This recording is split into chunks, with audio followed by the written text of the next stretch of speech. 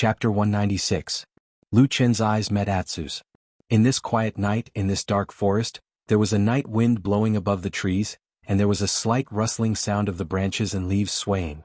There was also a glimmer of light, like a green flame, much brighter than the eyes he had seen in the past.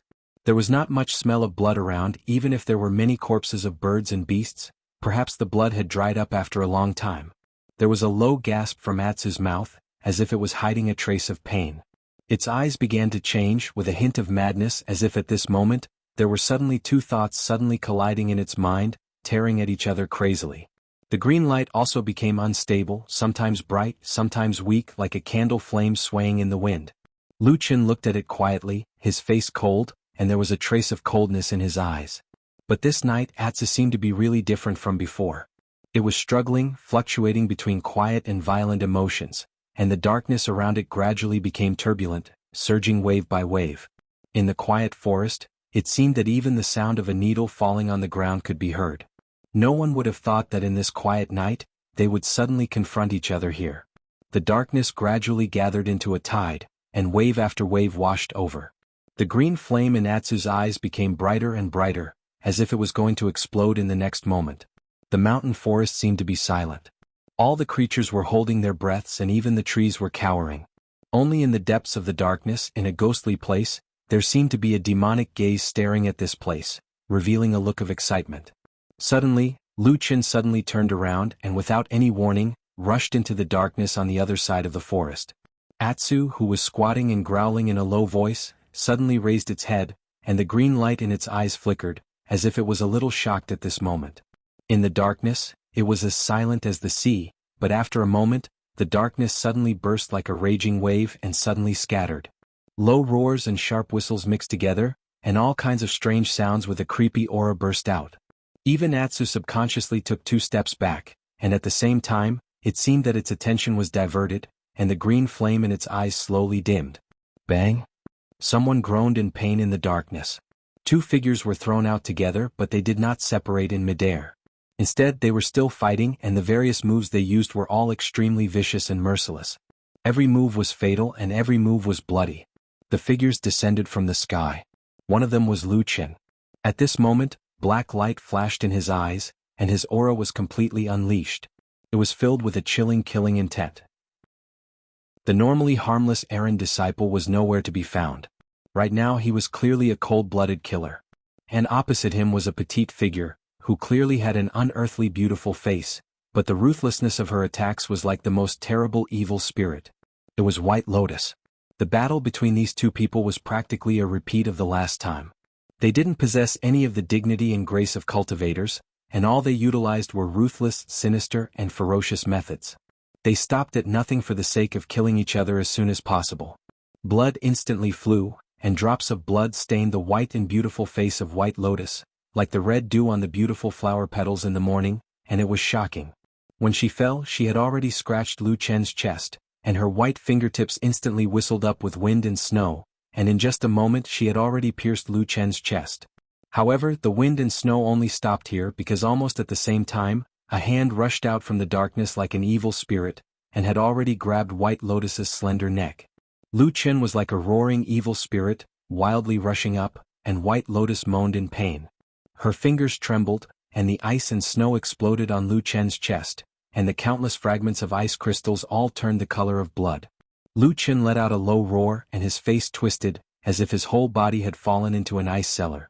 But at this moment, it seemed that all the blood in his body was cold, and he was isolated from all the pain, ignoring it. Those 5 terrible fingers flickered with black flames, and in an instant, they burned into White Lotus's flesh and blood. White Lotus screamed, and her whole body was grabbed by the neck by Lu Chen, and with a loud bang, her body heavily hit the trunk of a large tree. Suddenly the surroundings trembled and countless leaves fell like rain. The murderous rain in the darkness. It was as if the air had suddenly quieted down, and all the noise had died down. Gradually the sound of falling leaves could be heard, as well as Lu Chen's slightly pained panting, and White Lotus's already twisted breathing.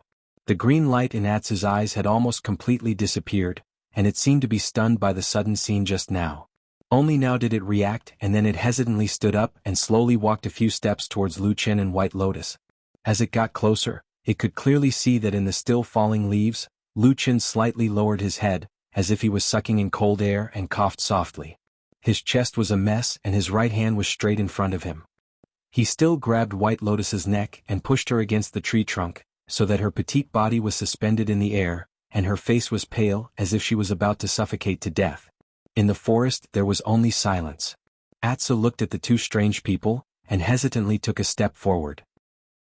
Suddenly Lucian turned his head and looked at it. His empty left hand suddenly raised and he pointed a finger at it. He pointed at it condescendingly. Along with this movement, a few scalp-numbing cracking sounds came from his body, like the sound of ice cracking. Then a gush of blood gushed out from his chest. Atsu immediately stopped in his tracks. It looked up at Lucian and that finger was just above it. Deep in the man's eyes, there seemed to be wild black flames burning, and endless black tides swept over. He stood in the darkness like a god or a devil. All the hair on Atsu's body seemed to stand up in an instant.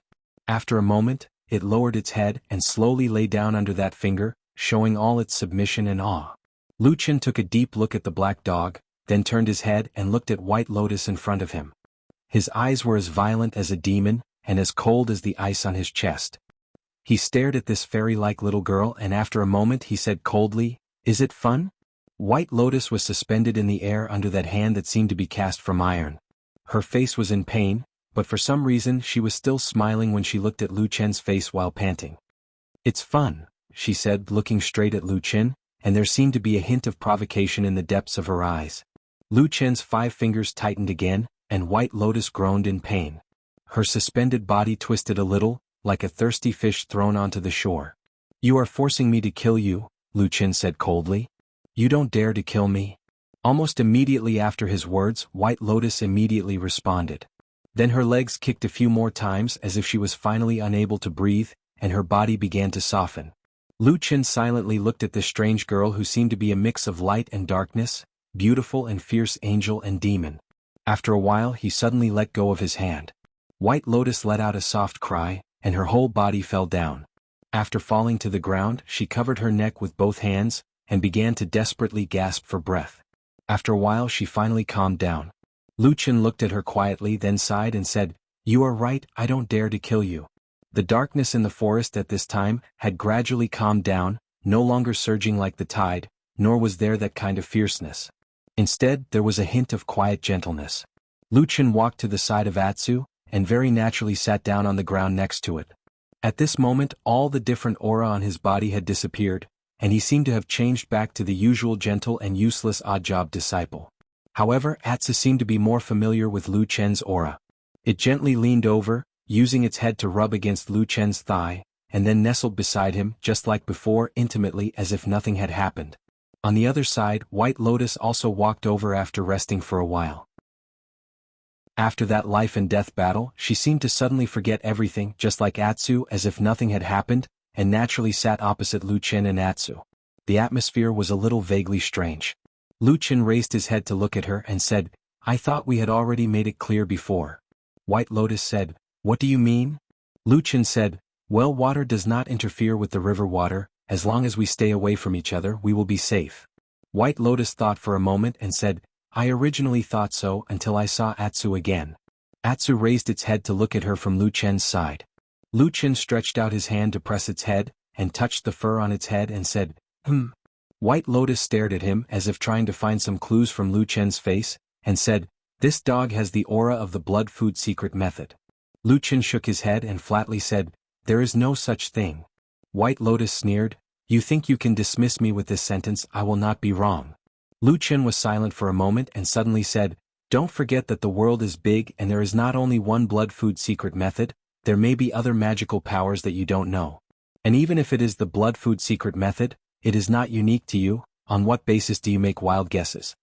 White Lotus said, "Of course I know this. In fact, even if this dog really has the blood food secret method, it doesn't matter to me. But the most important thing is that this dog did not go crazy or die after being used the blood food secret method." She sneered and looked at Lucian and said, "Don't tell me you don't know what this means?" Lucian gently touched Atsu's head, but fell silent, and did not say a word for a long time. Chapter 197. In the end, nothing happened that night. Lu Qin and White Lotus parted ways in the dark forest. They went their own ways and went their separate ways.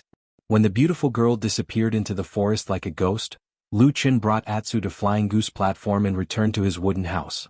Late at night, the clouds parted and the moon appeared.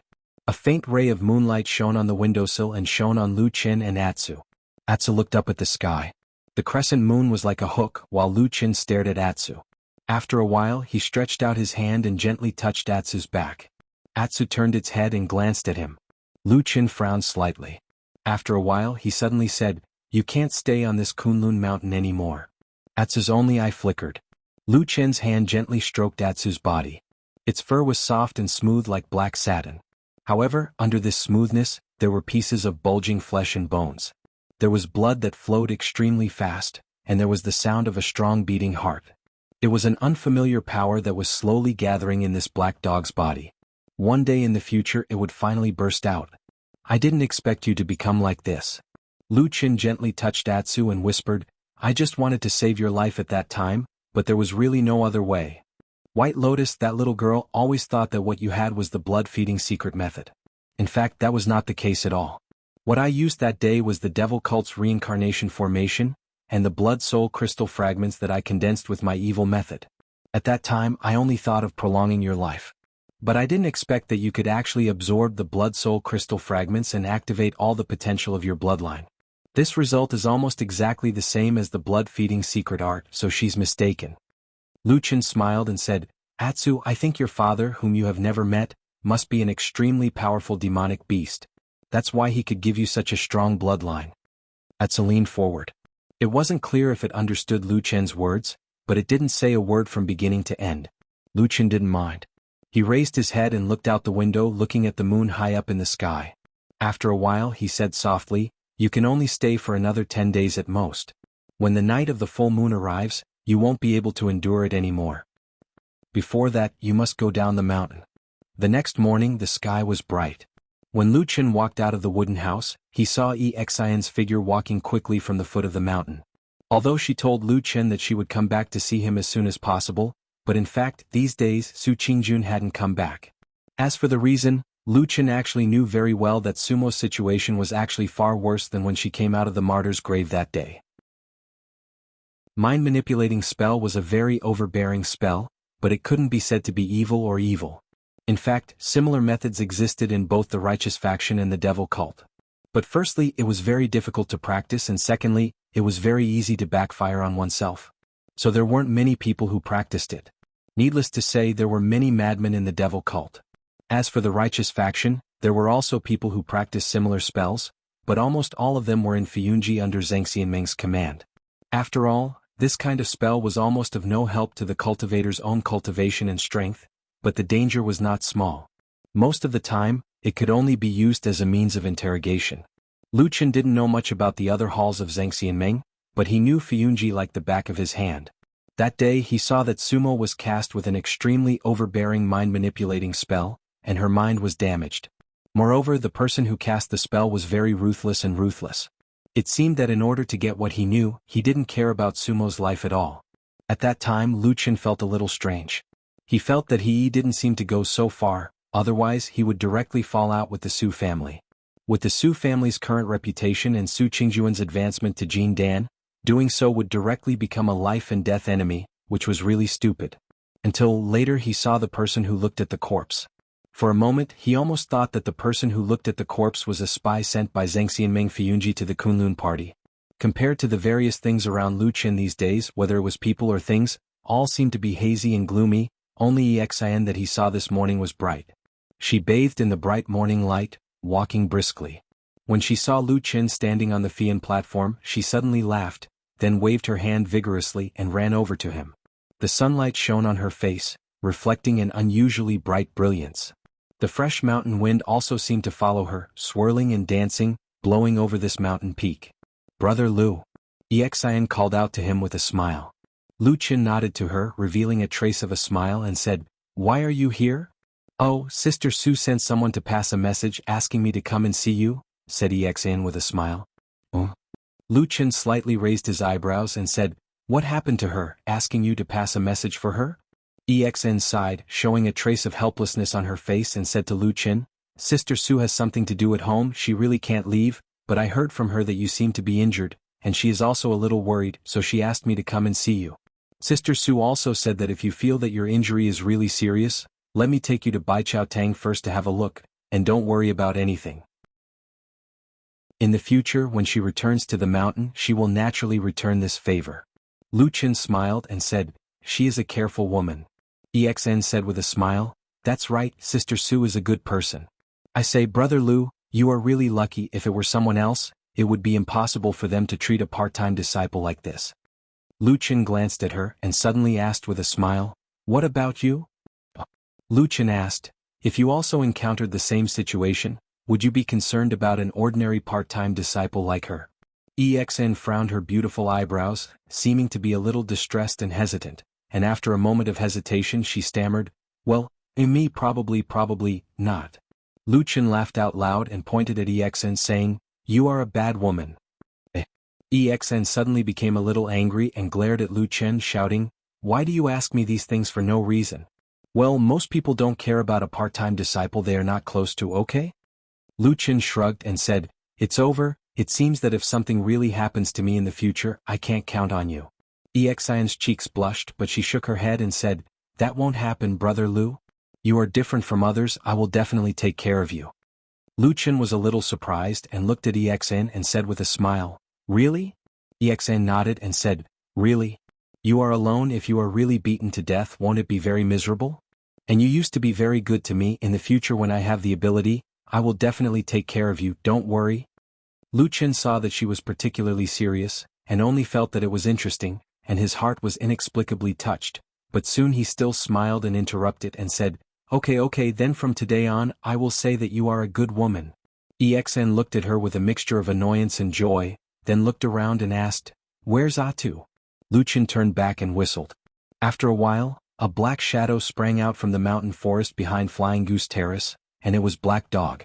Seeing EXN standing beside Lu Qin from afar, Atsu immediately shook its head and wagged its tail and quickly ran over.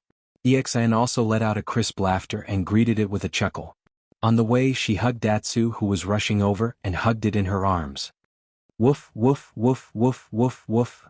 Atsu barked repeatedly, looking very excited and happy, probably because it had not seen EXN for a while. On this mountain of Kunlun, the people who could really make it feel close to, and the people who could completely let down its guard were only Lu Qin and EXN in front of it. EXN was also very happy. She hugged Atsu, and then pressed her hands hard on its back and head, as if she wanted to double what she had not seen in these days. She laughed and suddenly screamed. It turned out that Atsu was too excited and kept jumping and accidentally crushed EXN. EXN patted Atu's head. Although Atu's current appearance was extremely ferocious and hideous in her eyes, he was no different from the black puppy from back then. She even laughed and shouted, Oh, Stinky Atsu, why are you so heavy now? How many kilograms have you gained? Woof woof woof woof. Atsu kept rubbing against her, and its tail was also wagging wildly, as if it was venting the joy in its heart. After a while, the person and the dog calmed down a little. EXN smiled and patted Atsu's head, then turned to Lu Qin and said with a smile, Brother Lu, do you think Atsu has grown a lot? Grown up? Lu Qin was a little surprised, but after hearing what she said, he took a closer look and really felt that Atsu seemed to have grown a lot. Then he seemed to think of something and his face became slightly solemn, but soon returned to normal. He smiled and said, It should be. This stupid dog doesn't know anything. It only thinks about eating. After a while, EXN finally came over and said to Lu Qin, Brother Lu, are you really okay now? Lu Qin said, Yes, I'm fine. Don't worry. Oh, I'll tell Sister Su about it, EXN said with a smile. Lu Qin looked at EXN and suddenly thought of something else. Back in the dark grave, EXN's master, Dongfang Tao, suddenly appeared there, and seemed to have a fierce fight with the mysterious corpse watcher. His eyes flickered slightly and he asked EXN, Oh right, you always ask me how have you been recently? EXN said, Pretty good. Lu Qin smiled and said, What about your master? Did he teach you any amazing skills recently? Not yet. EXN looked a little depressed and said, Master said that I need to build a solid foundation, and then practice higher-level magic arts. Alright, he also said that he will take me to a mysterious place soon, to broaden my horizons. Lu Qin's body suddenly shook, and his eyes instantly lit up. Chapter 198. Oh, where are you going? Lu Chen asked Exin. Exin shook her head and said, Master didn't say. He only said that I've never been there before. I also want to know, but I've asked Master several times, but he just smiled and didn't say anything. Lu Chen lowered his head and pondered for a moment. Then his gaze slowly softened, and he smiled somewhat self-deprecatingly. He thought that he had been a shadow for a long time and stayed in the dark for a long time. It seemed that his whole person had become a little strange. Dongfang Tao had just casually said a few words to his female disciple. Perhaps he really wanted to take Exin to broaden her horizons, but when he heard it, he felt that there was something wrong. Maybe I'm black-hearted? Lu Chen muttered in a low voice. Exin, who was next to him, didn't hear it clearly. She asked curiously, Brother Lu, what did you say? Lu Chen shook his head and said with a smile, Nothing. That's right, this Kunlun mountain range is so big. Perhaps there are many magical and magnificent paradises that we haven't heard of. Not to mention other things, just the 4 strange peaks floating in the sky are rare in the world. If we can go up and take a look, it will also be a kind of blessing. Exin laughed and said, Brother Lu, you're right. But I think it's most likely impossible between the clouds and the sky. Our sect has long had a rule that only Yuanying Jinren can set foot on the 4 strange peaks of spring, summer, autumn, and winter. I'm still far from that. Lu Chen's heart suddenly moved. He asked Exin, Speaking of which, I heard that there are also exceptions. Exin was startled. Brother Lu, you mean? Lu Chen looked around and saw that there was no one around. He lowered his voice and said, It's Hakushin Jinkuan's disciple. Hakushin Jinkuan has 3 disciples. His eldest disciple is our sect leader, Reverend Idle Month, who is at the Yuanying realm. As for the other 2, Zhuoxian is said to be Jin Dan Friar, and White Lotus is even worse. She is about the same as us. But I heard that these 2 fellow sect members without nascent soul realm cultivation often go up to the winter peak between the clouds and the sky to cultivate. Exin was stunned for a moment and suddenly became nervous. She grabbed Lu Chen's hand and said to him seriously, Hey Brother Lu, are you stupid? How could such words be spoken so carelessly? That's a perfected cultivator, a soul formation perfected cultivator, brother. Lu Chen looked at her and suddenly smiled. He nodded and said, I understand. Don't worry. Exin then let out a sigh of relief. But very quickly, it seemed that she was also a little lost in thought by Lu Chen's words. She thought for a moment and then slowly said, I think it's probably because of perfected cultivator's face. Lu Chen coughed and said seriously, Friend Exin, I understand what you mean. You are saying that although the Kunlun party has strict rules, but at most it can only restrict Yuanying perfected cultivators. 4 soul formation perfected cultivators, these rules are useless. Hey! Exin jumped up in fright. Her face turned pale. She stammered, Brother Lu, you can't speak carelessly. I don't mean that. Lu Chen laughed out loud, but halfway through his laughter suddenly stopped. He was holding his chest with his hand, but there was a trace of pain on his face. Exin was shocked again. She hurriedly supported him and said, Brother Lu, are you okay? Just as she finished speaking, her body suddenly trembled as if she suddenly thought of something. She instantly turned pale with fright and said in shock, Could it be that you said something bad about Hakushin Jinkuan just now and he sensed it so he gave you a punishment? Lu Chen rolled his eyes. After taking 2 deep breaths, the pain on his face subsided and his body stabilized. Then he angrily hit Exin's head and said, Nonsense, do you think that perfected monarchs are immortals? There are so many people in the world who know of them. Who knows how many people have called out their names all day long? If they were to investigate them one by one, then perfected spirit-severing monarchs wouldn't be able to do anything else. They would just be annoyed to death every day. Exin was stunned for a moment and said, If you put it like that, it seems to make a little bit of sense. Nonsense. Exin suddenly looked a lot braver. After sticking out her tongue, her expression also became a lot smarter. After thinking for a moment, she mysteriously pulled Lu Chen and said in a low voice, If that's really the case, it seems that the 2 disciples of Hakushin Jinkuan have indeed violated the sect rules. Lu Chen said, I said it just now, but there are so many people in the Kunlun party, but no one has come out to say anything.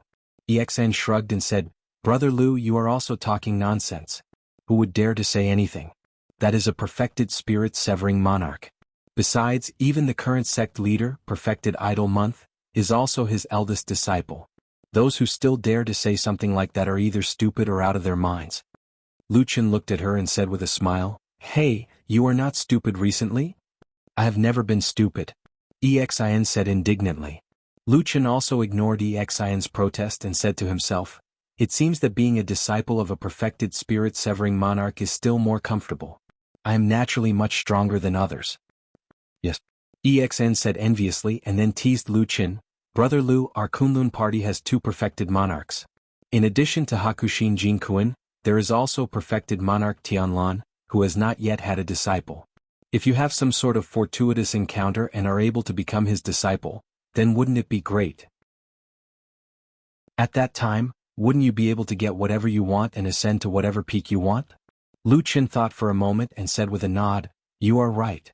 How about this, when I become his disciple in the future, I will not care about the sect rules, and secretly take you to the strange peaks in the sky to see the scenery, okay?" Yexian was laughing so hard that she was rocking back and forth. Her giggles were like the crisp sound of wind chimes. She pointed at Lucian and laughed so hard that she couldn't say anything. After a long while she finally caught her breath, but she was still laughing. She smiled at Lucian and said, Okay. Anyway, I don't think I'll have much chance to become a nascent soul Taoist master in this lifetime. When I'm really old, I'll wait for you to take me up." Lucian spread out his hands and said, "Why do you have to wait so long? Just wait for a few years. When I become successful and famous, I will take you up to play." Wahaha. Yexen laughed so hard that she bent over, laughing so hard that she could not catch her breath. She pointed at Lucian and shook her head desperately, then nodded repeatedly and said, Okay, Brother Lu, I am counting on you." Lucian chuckled.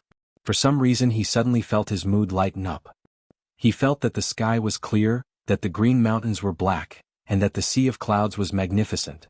The future seemed to have suddenly become beautiful. He smiled and looked into the distance. The mountain wind blew over the 2 smiling people and lifted their clothes. The branch of Hakushin Jinkuin holds the power, and is the strongest branch in the Kunlun party.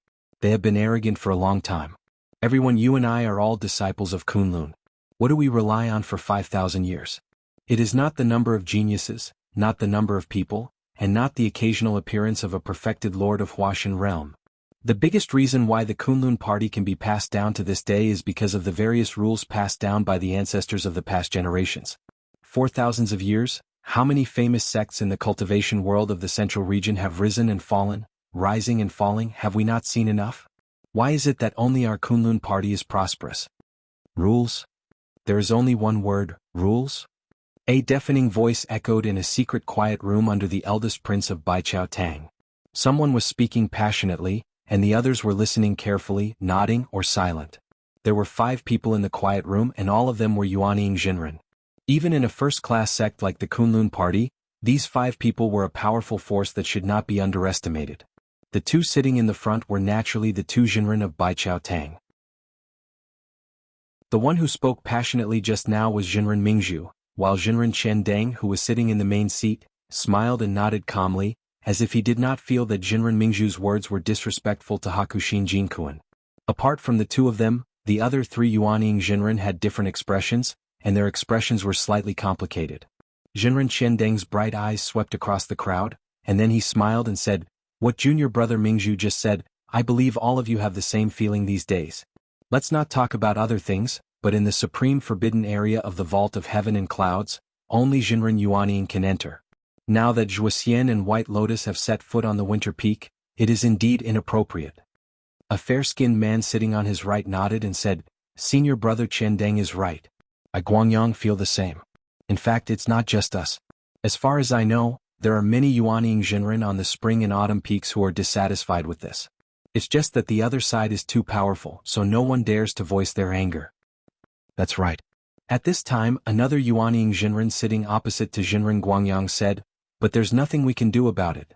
Now that Hakushin Jinkuin is guarding the sect, and the Jinren sect master is his disciple, the Bai clan's henchmen are everywhere in the sect, and we can't do anything about it." Taoist Master Qiandeng smiled and said, "Even so, it doesn't mean that there's no chance of a turnaround. After all, this foundation is passed down by the patriarch. As disciples of Kunlun sect, it's our duty to clean up the roots." As he said this, he turned to look at the Yuanying Jinren who had been sitting in the last row with his head bowed. He asked with a smile, What do you think, junior brother Muyuan? The last Yuanying Jinren slowly raised his head. His expression was solemn and his brows were tightly furrowed, but he didn't say anything for a while. The quiet room seemed to have fallen into a moment of silence. The gazes of the other Yuanying Jinren Chen Deng quickly fell on Masato Kihara. The air was silent, but it seemed to have suddenly become heavy. After a while, Masato Kihara looked at Jinren Chen Deng and said, "Senior brother Chen Deng, I have something to say first." "Please speak, junior brother. I understand all of your intentions. I'm sure all of you are aware of my current situation. It can't get any worse. If there's a chance, it's not a bad idea to take a gamble. But..." He raised his brows and said in a low voice, "I'll say it again. If true Lord Tianlan doesn't personally promise me, I won't participate in this matter." Chapter 199. Enlightened Master Chen Deng furrowed his brows and revealed an awkward expression. The enlightened masters next to him also fell silent. The atmosphere in the quiet room was somewhat stiff. After a moment, Masato Kihara softened his tone and looked at enlightened Master Chen Deng with a sincere expression. "Senior brother Chen Deng, you and I have known each other for many years. Although we aren't friends of life and death, we should at least know each other well. I'm sure you know what kind of person I am." Enlightened Master Chen Deng slowly nodded. Masato Kihara looked around at the crowd and continued in a low voice, "Everyone here is a discerning person, so there's no need for pleasantries. The Kuinji branch is extremely powerful while my Tieji branch is in decline. Under normal circumstances, not to mention that we don't dare to get involved, even if the Kuinji's power struggle turns the world upside down, my Tieji branch may not be able to do anything. Including me, there are only 4 Yuanying enlightened masters in our Tieji branch. Apart from my disciple Su Qingjun, there are almost no outstanding talents among the disciples below the Yuanying stage." He said indifferently, "Everyone, you've dragged me into this matter for the sake of these 4 old bones of mine. However, this is no trivial matter. Once it starts, there is no way out. This is tantamount to me betting all of the legacies passed down by Patriarch Tai Luo. I really can't afford to lose in this matter." Enlightened Master Chen Deng pondered for a moment and suddenly said, "Junior brother Kihara, since you are so frank, then I won't be polite and will tell you something unpleasant." Masato Kihara said, "Senior brother, please go ahead." Enlightened Master Chen Deng said, "As you said before, the Tieji branch has indeed declined in recent years. But if we continue to play it safe, we may be able to linger on for some time, but I'm afraid it will be difficult for us to prosper in the foreseeable future. I wonder if you have any objections to what I have said?" Kihara Jinren remained silent. He did not agree nor did he agree. Taoist Master Chen Deng didn't care about this. He only looked at him deeply and said, "Junior brother, let me give you a word of advice.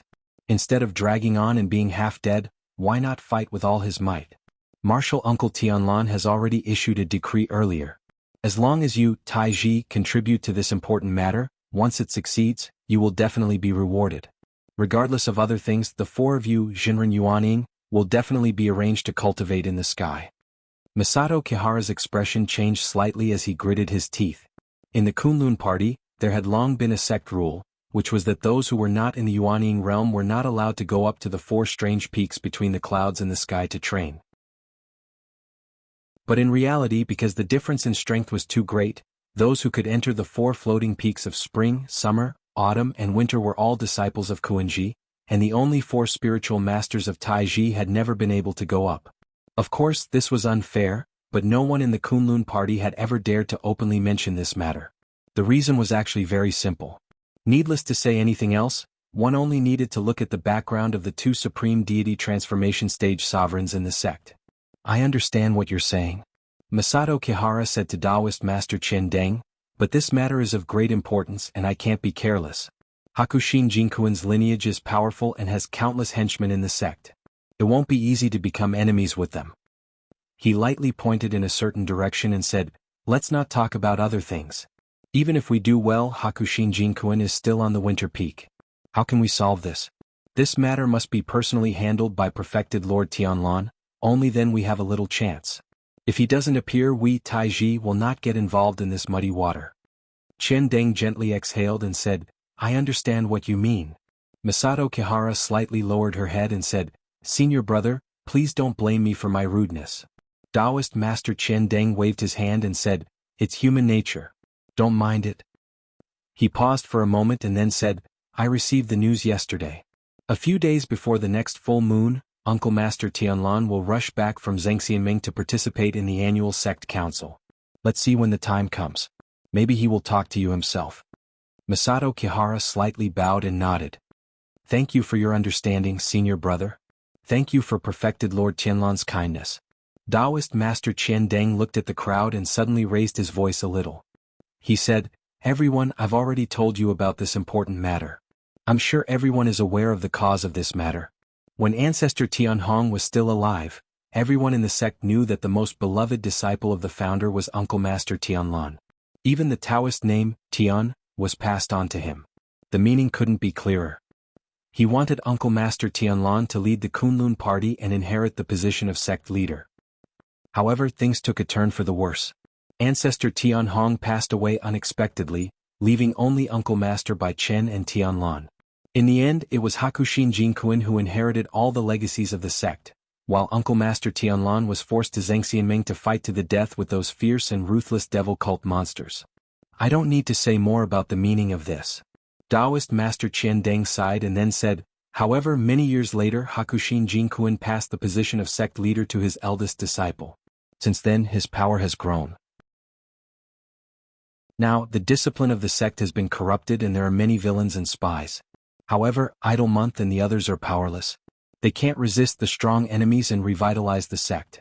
Internally, many mediocre villains are raised to gain prestige, causing the reputation of the Kunlun party to decline day by day. What's funny is that Idle Month and the others think that the sect is thriving and boast about it. They are shameless.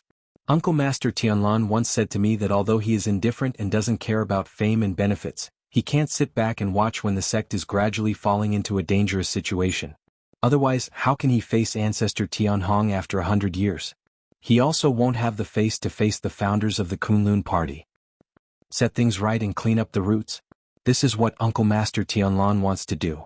At the end of his speech, Qian Deng's expression was solemn, but he said it resolutely and decisively. Immediately, the expressions of the people around him tightened and they all nodded in agreement. The days when Su Qingjun wasn't on the Fian Terrace seemed particularly cold and cheerless. However, perhaps because he was already used to this kind of loneliness, Lu Chen didn't feel sad. Instead, he felt a lot more at ease. However, after midnight, Lu Chen led the Atsu sect down the Nanlu Mountain Road and went straight to Kunwa City. When he came to Kunwa City, he actually only had one place to go most of the time, to look for Old Ma in the Black Hill Pavilion. This time, when he passed by the place where the murder happened on the street, he looked a little tired. That house was no longer available for rent. After all, someone had died in the courtyard and there were actually a few unfamiliar men guarding the door in the house, preventing outsiders from entering or leaving at will. Perhaps there were some bad-tempered cultivators who wanted to cause trouble, but soon, everyone saw or knew that these guards were all disciples of the Kunlun party. Most of the individual cultivators in Kunwa City didn't know who the person who died in the door was, so there were all kinds of guesses. Some of them even made people laugh until they scratched their heads. For example, the person who died in the house was an extremely powerful spiritual master Yuanying. What kind of secret technique was he hiding in the city? Or perhaps, someone thought that a genius of the Kunlun party that only appeared once in 100 years lived here and was afraid that he would be discovered and died prematurely, so he hid here. However, these words were actually considered polite. The most outrageous thing was that some people even said that there were women's clothes in this mysterious house. Perhaps they were the old lovers of the spiritual master Idle Month, the current spiritual master of the Kunlun party. This kind of words could be said to be malicious, but of course, it was also possible that some people were really stupid and wanted to discredit spiritual master Idle Month. Of course, Lu Chen knew what happened in the house, but he naturally didn't know some specific details. One of the reasons he came to Kunwa City today was to ask Old Ma about what happened that day in detail. But this time the most important thing for Lu Chen in Kunwa City was still Atsu. Although Atsu's appearance didn't seem to have changed much, Lu Chen knew that under this black dog's fur, signs of valiance and ferocity had gradually begun to show. In any case, it was no longer suitable to keep it on the mountain of Kunlun. Otherwise, in the future, Atsu might turn the mountain upside down. As for those powerful Yuanying spiritual masters of the Kunlun party, if they wanted to deal with such a black dog, they had almost endless powerful methods. Lu Chen didn't even dare to think about what would happen to Atsu if it really caused trouble in the future. He took one last look at the house guarded by the disciples of the Heavenly Soldier Hall of the Kunlun Party, then left with Atsu heading to the shabby and deserted Black Hill Pavilion. Old Ma was very happy to see Lu Chen, but after hearing Lu Chen's instructions he suddenly looked embarrassed and said, "Lu Chen, you see now that everything here is under repair, we don't have much money left. As for me, I actually don't have much interest in raising a dog, so," Lu Chen said indifferently, "I'll pay." Old Ma suddenly stood up and said righteously, "So, of course this dog can stay. I will take care of it." Lu Chen smiled and didn't care. He just said, "In fact, you don't have to take care of it for too long. You just need to feed it something every day. Also, don't let it run out to the streets casually. It might cause trouble if it's not handled properly." "Trouble? What kind of trouble?" Old Ma looked at Lu Chen with some doubts and said, "Isn't this an ordinary dog? What kind of trouble can there be?" Lu Chen waved his hand and said, "This matter is settled. In short, take good care of it for the next few days. When the matter is settled, live until a few days before the night of the full moon. I will find a time to send it away, the farther the better." Old Ma frowned and suddenly looked at Lu Chen. He asked, "What do you want to do when the night of the full moon arrives?" Chapter 200. Lu Chen glanced at him and said, "Isn't it about the traitor of the evil cult?" Old Ma pointed at Atsu and said, "What does that have to do with it? Why must it be sent away before the night of the full moon? Our top priority right now is to find the traitor of the evil cult. At this critical moment, do you have to divert your attention to send away a dog?" He paused and looked at Lu Chen with a frown. "I think you're a little strange today. Did something happen?" Lu Chen shook his head and said, "Nothing, I'm fine." Old Ma stared at him for a moment, then nodded and said, "You're an old man, I won't say anything unnecessary. Anyway, be careful." Lu Chen stood up and patted him on the shoulder, then turned around and walked towards the gate. Atsu wanted to follow him, but Lu Chen stopped it. After thinking for a while, he brought it to the courtyard and gave it something to eat. He stroked Atsu's back and whispered something to it. He didn't know if Atsu understood, but it just sat on the ground and didn't follow. When Lu Chen walked through the narrow passageway, he looked back and could still see the black dog quietly sitting in the quiet courtyard, staring at his back.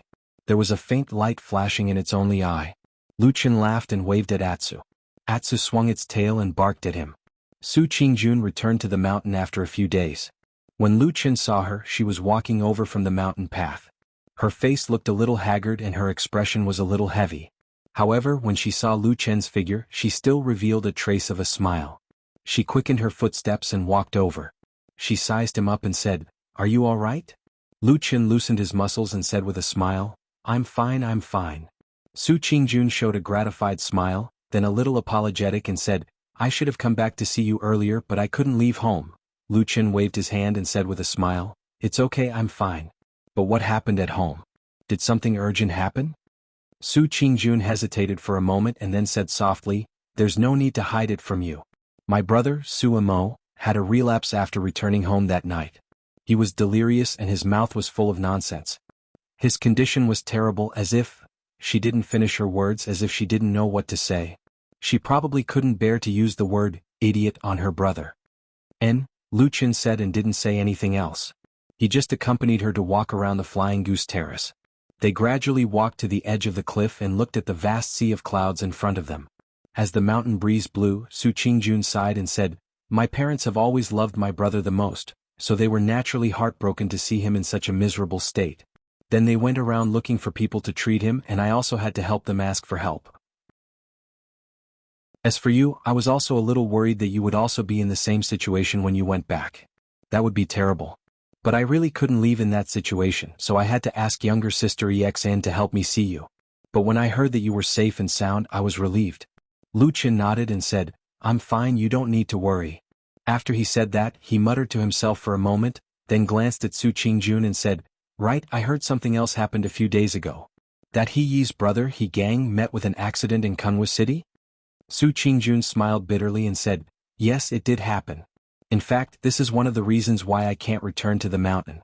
Originally, when my brother was tossed around like that, my Su family was furious and we were unwilling to let He Yi go, but this incident happened. In the end, it seemed like overnight, that senior martial brother He became the victim. Everyone thought that our Su family paid for the murderer to take revenge." Lu Chen thought for a moment then asked Su Qingjun, "It really wasn't done by your Su family?" Su Qingjun rolled her eyes at him and said angrily, "Of course it wasn't. Didn't I just say it?" Lu Chen laughed and said, I'm just joking. But you have to say, when I heard about this, my first reaction was indeed to think of your family. This matter is too coincidental. Now, many people in the sect are talking about it in private, and they all think it was done by your family." With a gloomy expression, Su Qingjun said somewhat helplessly, "Who said it wasn't? It's a pity that we can't come out and explain it. This matter is quite strange, but senior martial brother he lost his younger brother, and he has Dukan Jinren and the sect head standing behind him. Now it's them who are in the right. Our Su family really can't vent our anger, so we can only swallow it for the time being." Lu Chen looked at the woman beside him and saw that there was a slight annoyance on her face. Her chest was heaving up and down, probably because she was still angry in her heart. But when the light from the sky shone down and the cool breeze blew past her temples, her beautiful hair fluttering in the wind, she was still as elegant and beautiful as before. There was even a feeling that after being separated for so many days, she seemed to be even more beautiful than before. No one spoke at the edge of the cliff for a while. It was quiet like a paradise. Su Qingjuan's mood gradually calmed down. After a while, she suddenly blushed and said to Lu Chen somewhat apologetically, "I'm sorry. I originally wanted to come back and see how your injuries are, but in the end, it turned into me complaining to you." Lu Chen smiled and said, "No matter, I'm fine, it doesn't matter if I listen. But you don't need to be too angry." After saying that, he paused for a moment and said again, "Then this matter you're just going to let it go like this?" Su Qingjun suddenly sneered and said, "Of course not, I only have this one younger brother. He was muddle-headed and was messed up like this. Whether he will recover in the future is still unknown. How can I let this matter go like this? Besides, I also heard rumors that he's senior martial brother. He is very sad about his younger brother's death. Although he didn't say anything excessive, but I guess with his personality, I'm afraid that he won't be willing to let this matter go. In short, no matter what, our Su family and his surname this enmity is formed." Su Qingjun said indifferently. Lu Chen frowned and said, "It sounds really troublesome." Su Qingjun said, "It doesn't matter if it's troublesome or not. Previously, our Su family temporarily endured it out of consideration for the sect master and the other big shots. We didn't want to cause any misunderstandings. But if senior martial brother he really wants to shed all pretense of cordiality and fight, our Su family can't possibly be afraid of him." When saying this, Su Qingjuan's expression was stern, but there was also a trace of pride. She was probably a big family that had been passed down for many years, so she should have a bit of confidence. Lu Chen nodded and echoed a few words. Su Qingjun shook her head and said, "Actually, this matter is like this now, but the most hateful thing is that person who plotted in the dark. He found this opportunity to deliberately provoke hatred between us. It's really hateful." As she said this, she gritted her teeth and looked at the sea of clouds in the distance. She said to Lu Chen, "If I can find this person in the future, I will definitely kill him." Lu Chen was silent for a moment, then he smiled and nodded, saying, "You're right. This person is too evil. He should be killed." When the sky turned dark, Su Qingjun had already returned to her cave to rest. The Fian Terrace was peaceful. A bright moon rose in the night sky and sprinkled its moonlight down. Atu's figure was nowhere to be seen in the wooden hut, making Lu Chen feel a bit more empty than before. He wondered if Atu, who was in Kunwa City at the foot of the mountain, was also looking at the moon like this. He stared at the bright moon in the night sky and frowned slightly as if he was thinking about something. But soon his expression suddenly changed. He sat up and looked outside the window. Sure enough, after a moment, a petite figure appeared in his field of vision. Lu Chen sighed and didn't get up. He just looked at the figure outside the window and said, "What are you doing here again?" That person came closer and the moonlight illuminated her face. It was White Lotus. This young girl with an otherworldly beauty looked especially noble and beautiful under the moonlight, as if she was a fairy that descended from the sky. She didn't stand on ceremony with Lu Chen. She walked over and put her hand on the windowsill, then she directly jumped up and sat on it. She then looked down at the room and was suddenly startled. She said, "Where's Atsu?" "I drove him away," Lu Chen said faintly. "That stupid dog is too stupid. It's annoying to look at." White Lotus snorted. Her face showed that she obviously didn't believe his words. But from this angle, Lu Chen suddenly discovered that the collar of White Lotus's clothes today was very high up, just covering most of her neck. As if she sensed Lu Chen's gaze, White Lotus smiled and reached out to touch her neck, said, Thanks to you, that wound is very strange and it won't heal for a long time. Sometimes I really wonder what your identity is. You always use these indescribable demonic methods. Lu Qin sat up straighter, his face revealed a solemn expression and said to White Lotus, I am not an evil sect spy. White Lotus snorted. Although she looked somewhat disdainful, for some reason she seemed to believe his words. Lu Qin looked at the dark night outside, shook his head and said to White Lotus, I say, you have nothing better to do than to run around all day. First, is it because your omnipotent master doesn't care about you? Second, this mountain still has a curfew. If you are seen by the patrolling disciples, wouldn't it be embarrassing? White Lotus' face was full of disdain, said, First, my master usually doesn't care about me. He has a lot of things to do and can't wait to cultivate every day. Second, curfew is a fart, sect rules are a fart. I am the direct disciple of a Huashan true monarch, not to mention those trash can't catch me. Even if they see me, what can they do to me? Lu Qin was silent, then smiled bitterly and said, You are so young but you can see it clearly. White Lotus sat high up on the windowsill, looked down at him and said, Nonsense, people in this world are divided into high and low. How can those without ability sit on the same level as us? Why are you pretending to be a saint? Lu Qin smiled and didn't say anything. He turned to look at the moon in the sky. The moon tonight was bright and full, illuminating a large part of the dark night sky. There were only 7 days left until the next full moon night. Chapter 201. Under the moonlight, that young girl sat on the windowsill of the wooden house with her feet dangling in the air, one hand on the windowsill, the other on her lap. The night breeze blew over faintly, ruffling the corner of her clothes. Occasionally her feet would gently kick a few times as if lingering with the wind, and also like a child suddenly floating up, just for fun. On her lips, there was a sudden smile, light but gentle, just like what a 10-year-old girl should have. The night was deep, the moonlight was cold. For some reason she still had no intention of leaving. She suddenly quietened down, not asking Lu Qin about Atsu's whereabouts, nor did she speak ill of Lu Qin. In that instant, Lu Qin suddenly had a very strange feeling that White Lotus was just sitting there playing. But of course Lu Qin would not really treat this girl as an ordinary 10-year-old girl. What a joke! With the vicious methods that she had displayed previously, Lu Qin felt that if his cultivation was slightly lacking, he would not be able to see the moon tonight. But this stalemate did not seem to be a solution. White Lotus did not seem to care at all, but this place was Lu Qin's wooden house. At least Lu Qin still wanted to sleep tonight. With an exceptionally dangerous girl like White Lotus sitting on the windowsill, no matter how brave Lu Qin was, he felt that he did not dare to close his eyes. So, Lu Qin felt that he still had to speak to White Lotus, thinking that since everyone had nothing to say, wouldn't it be best to go back to their own homes and sleep?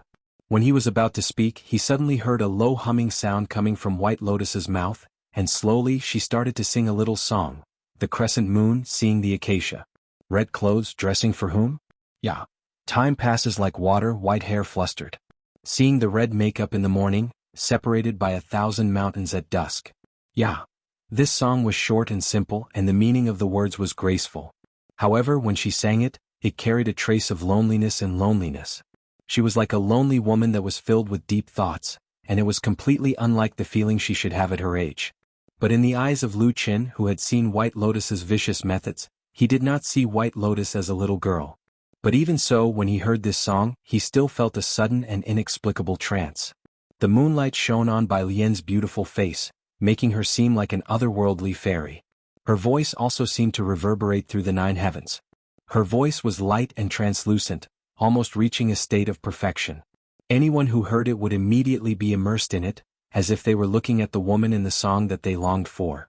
The night was dim, the cold wind was silent, her voice gradually faded and then disappeared. Lu Qin suddenly said, "This song, where did you learn it from?" White Lotus turned her head to look at him and said, "Why do you ask?" After a pause she asked again, "How was my singing, was it good?" Lu Qin hesitated for a moment but still nodded and said, "It was really good, your voice is extraordinary, this little song from your mouth can be said to be a little more celestial." Ah! White Lotus giggled as if she was suddenly very happy and then said to herself, "I said, a genius like me, how can there be anything that I can't do well, even if it's singing, it must be the best." Lu Qin said softly, "This song sounds a little familiar, as if I have heard it before, can you tell me?" White Lotus laughed and then said, "No." Lu Qin was startled and said, "Why not?" White Lotus said, Because I'm happy, I can do whatever I want. I don't want to tell you, so I won't tell you. Luqian was speechless. White Lotus looked at him, seemed to be a little happy, and then said with a little pride, "Come on, you are lucky enough today. Let me tell you, in this world no one can hear my song. You are the first, so you can go burn incense in the morning." Luqian was moved, looked at White Lotus and said, "If that's the case, then my luck is really good. But I heard you sing so well, no matter who heard it, they will like it. Why no one else has heard it?" White Lotus' face stiffened and her eyes slightly drooped and said, "No one is willing to listen. They all hope that they all want me to practice hard and do something big." As she said that, it was as if a stone in her heart had been unintentionally moved. Her expression suddenly relaxed and she raised her hands to stretch. Her face was languid, and she even tilted her head to one side in a strange manner. She then said, "That's why I say, although you're not a good person and you're full of evil tricks, it seems that only at your place can I sing and scold people freely. Isn't that right, bastard?" Luqian heard her scolding, but he was not angry.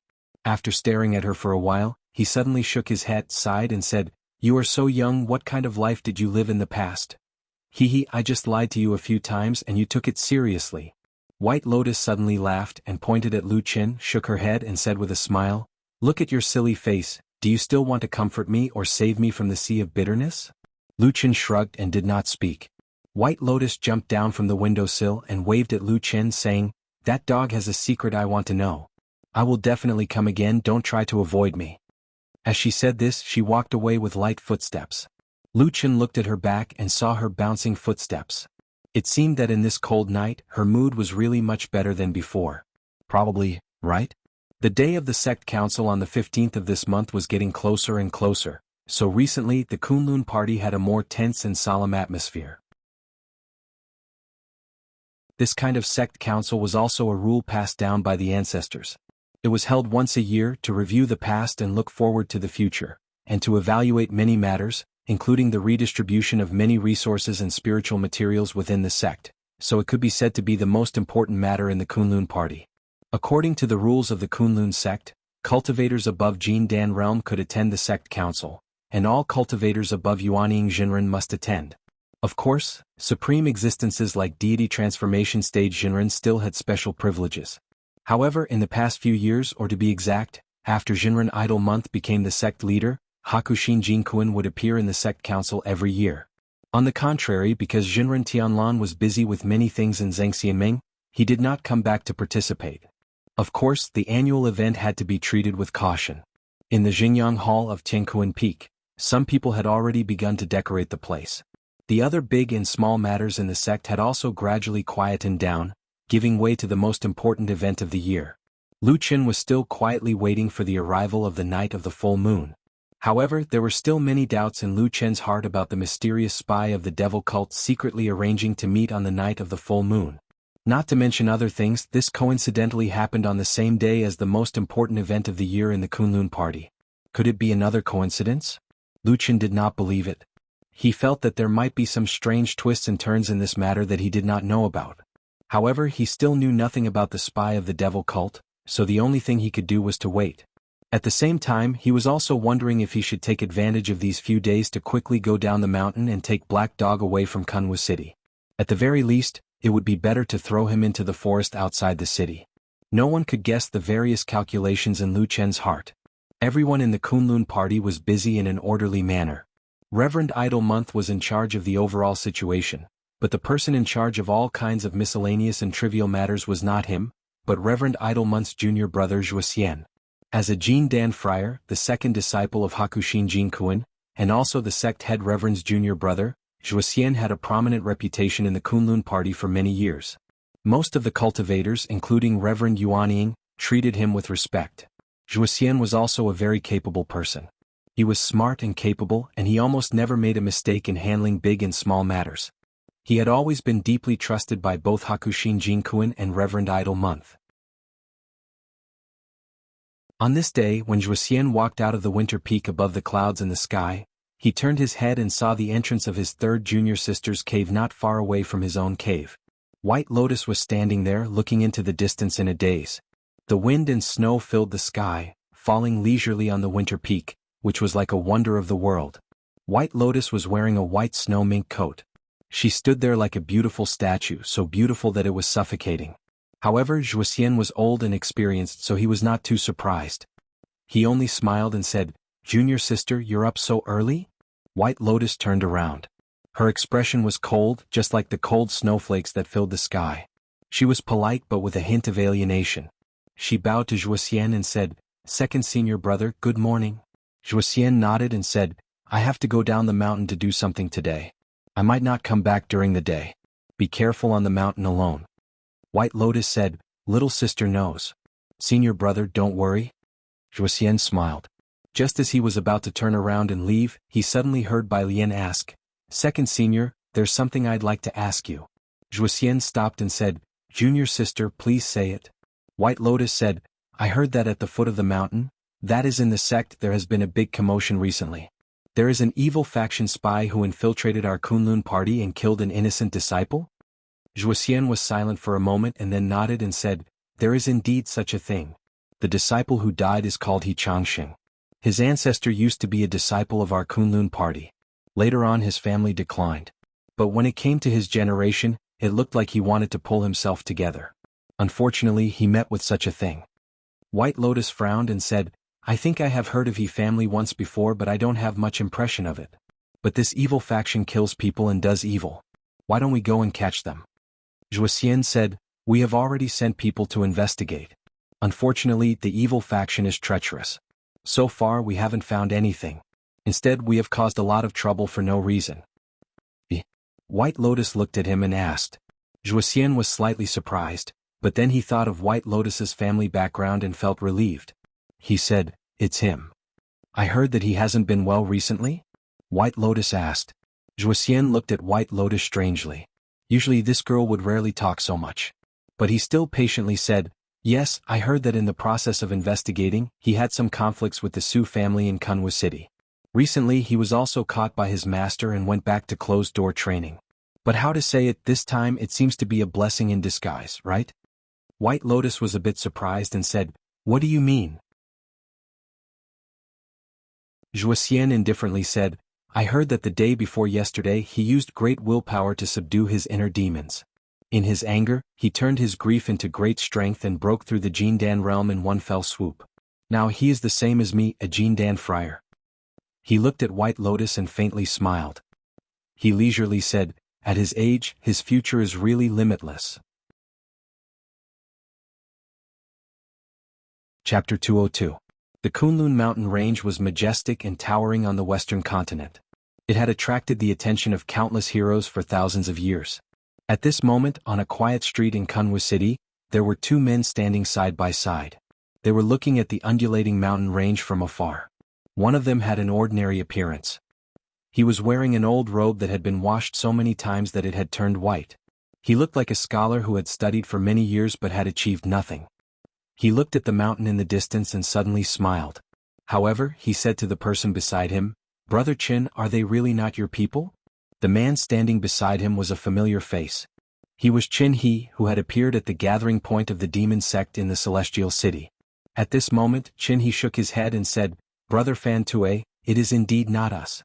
Actually, when we found out that the reincarnation array had appeared on the Kunlun mountain, we initially thought that it was the work of the spies from the western continent. Elder Gue was worried that you would be too hasty, so he asked me to come and take a look." The man called Fan Tue smiled. His eyes flickered as he said, "Thank you for your kind intentions, Elder Gue. I have troubled Brother Qin to make this trip." The two of them turned their backs to the Kunlun mountain and slowly walked along the street. Qin He smiled and said to Fan Tue, "Then this matter is a little strange. It is not done by the Western Continent sect, nor is it done by the followers of the Celestial City of the Middle Continent. The other sects are also far away from the Western Continent. It is impossible for them to come all the way here to interfere with the affairs of the Kunlun party. So, who is the one who did this?" Fan Tue shrugged and looked helpless.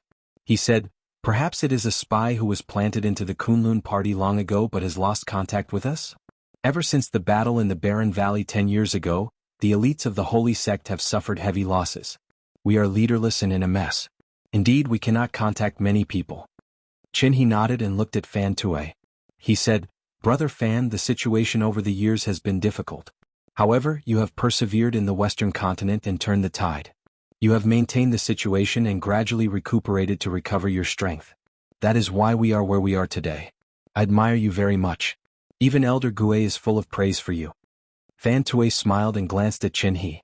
He did not reply. Qin He continued, but Brother Fan, from the looks of it, our holy church has indeed reached a point where we cannot continue to be in chaos any longer. Someone on Kunlun Mountain who can use such a high-level magical power as the reincarnation formation must be an important figure in our holy church. However, we know nothing about it. Even to this day we have not been able to contact that person. Furthermore, after the incident, our first reaction was to confirm which sect that person was from. If we don't change this embarrassing situation, our holy church will definitely have no hope of reviving. Fan Tue said, Brother Qin, there's no harm in speaking your mind. Qin He clapped his hands and said, Good, Brother Fan is a straightforward man. Elder Gue thinks highly of Brother Fan's talent and wishes to meet you and appoint you as the vice-hierarch of the holy church. I wonder if Brother Fan is interested? Fan Tue's expression changed slightly. He looked straight at Qin He and said in shock, Deputy Sect Master? Qin He nodded and said, That's right. Fan Tue said, If I remember correctly, even during the Battle of the Barren Valley 10 years ago, our holy church only had the position of elder and not the hierarch. In reality, the Elders' Council of the Holy Church has been discussing matters for many years. The position of hierarch has been empty for hundreds of years, right? That's right. Qin He smiled and nodded. Fan Tue's eyes flashed. Then I don't understand what you mean by that, Brother Qin? He asked. Qin He said calmly, Now is a time of crisis for the Holy Church. 3 of the 5 great elders died in the Barren Valley. A few years ago, Zheng Xianmeng and Fiyunji assassinated us. Elder Feng also died. Now only Elder Gue is left. Therefore, after much consideration, Elder Gue felt that we should break the old and establish a new one. We should appoint a new hierarch. This way we can unify the Holy Church and end the current chaotic situation. All the sects in the world will work together to complete the great cause of unifying the 3 realms. Fan Tue took a deep breath. A moment later he said, Then the position of hierarch? Qin He said directly, Of course it will be Elder Gue. In the entire Holy Church only he can convince the masses. Fan Tue nodded. After a moment of silence, he suddenly smiled and said to Qin He, If that's the case, your sincerity in giving me the position of deputy hierarch is great. Qin He said sincerely, Brother Fan, as long as you agree to it, you will be above everyone else. In the future, when the Holy Church succeeds, there will definitely be a place for you in the deity temple. Fan Tue said calmly, Brother Qin, you are too serious. The deity temple is the residence of the elites of our Holy Church. I do not dare to hope for it. It is just that the matter that I have just discussed is of great importance and involves many people. I also have a large group of people under me. It is not something that I can decide on alone. Please allow me to carefully consider this matter for a period of time. Qin He looked forward, his gaze slightly cold. However, he quickly replied politely, Of course. The 2 of them walked forward together. As they looked at the bustling Kunwu city with its buildings, Qin He suddenly said, Then what about that person on Kunlun Mountain? Fan Tue pondered for a moment and said, Since the reincarnation array has appeared, that person must be a disciple of our holy church. As for the fact that we have no contact with either of us, that is probably the result of the chaos in the holy church over the past few years. But no matter what, with such a powerful fellow disciple here, we can't just ignore it. Qin He nodded in agreement and said, What Brother Fan said makes sense. That is what I think as well. Furthermore, that person might have done this to spread the news and try to contact us. I think he might be at the Kunlun party. At this point he did not continue. He simply used his hand to draw a random shape in the air. It looked like a circle, but it was a little curved and undulating. It was unknown what it was. However, Fan Tue clearly recognized this gesture. After looking at it, he nodded and said, Yes, I will arrange for someone to go. Qin He glanced at him with a smile and said, Brother Fan, you are indeed impressive. It seems like you can even plant someone into a top-notch sect like the Kunlun party. However, Fan Tue did not look pleased. He only waved his hand and said, This is nothing. Actually, a large sect like the Kunlun party has many disciples. It is not too difficult. However, at most they will be the lowest-ranking servant disciples. It will be extremely difficult to recruit people from the higher ranks. Qin He smiled and said, No worries. We still have a long way to go. There will be a chance to let them know how powerful our holy church is in the future. The two of them smiled at each other as though they had been good friends for many years. It was as though there were no grudges between them. They walked forward shoulder to shoulder and walked past an inconspicuous and secluded alley on the side of the long street. In the deep and quiet alley, the signboard of the Black Hill Pavilion was still hanging on the door frame. It looked at the quiet alley alone, waiting for a customer that seemed like it would never come. Old Ma sat on his favorite recliner, his eyes half closed as he dozed off. Behind him, in the courtyard of the back hall, separated by a long and narrow passageway, Atsu was quietly lying there. On the other side of the courtyard was a large basin. There were many meat bones in it. Based on its usual habits, the abnormally gluttonous Atsu would have finished the large basin a long time ago. However, for some reason, there was still more than half of the food left in the basin today. Atsu was lying on the ground in the courtyard. Its expression was a little lazy and listless. It was as though even the meat bones had lost their attraction to it.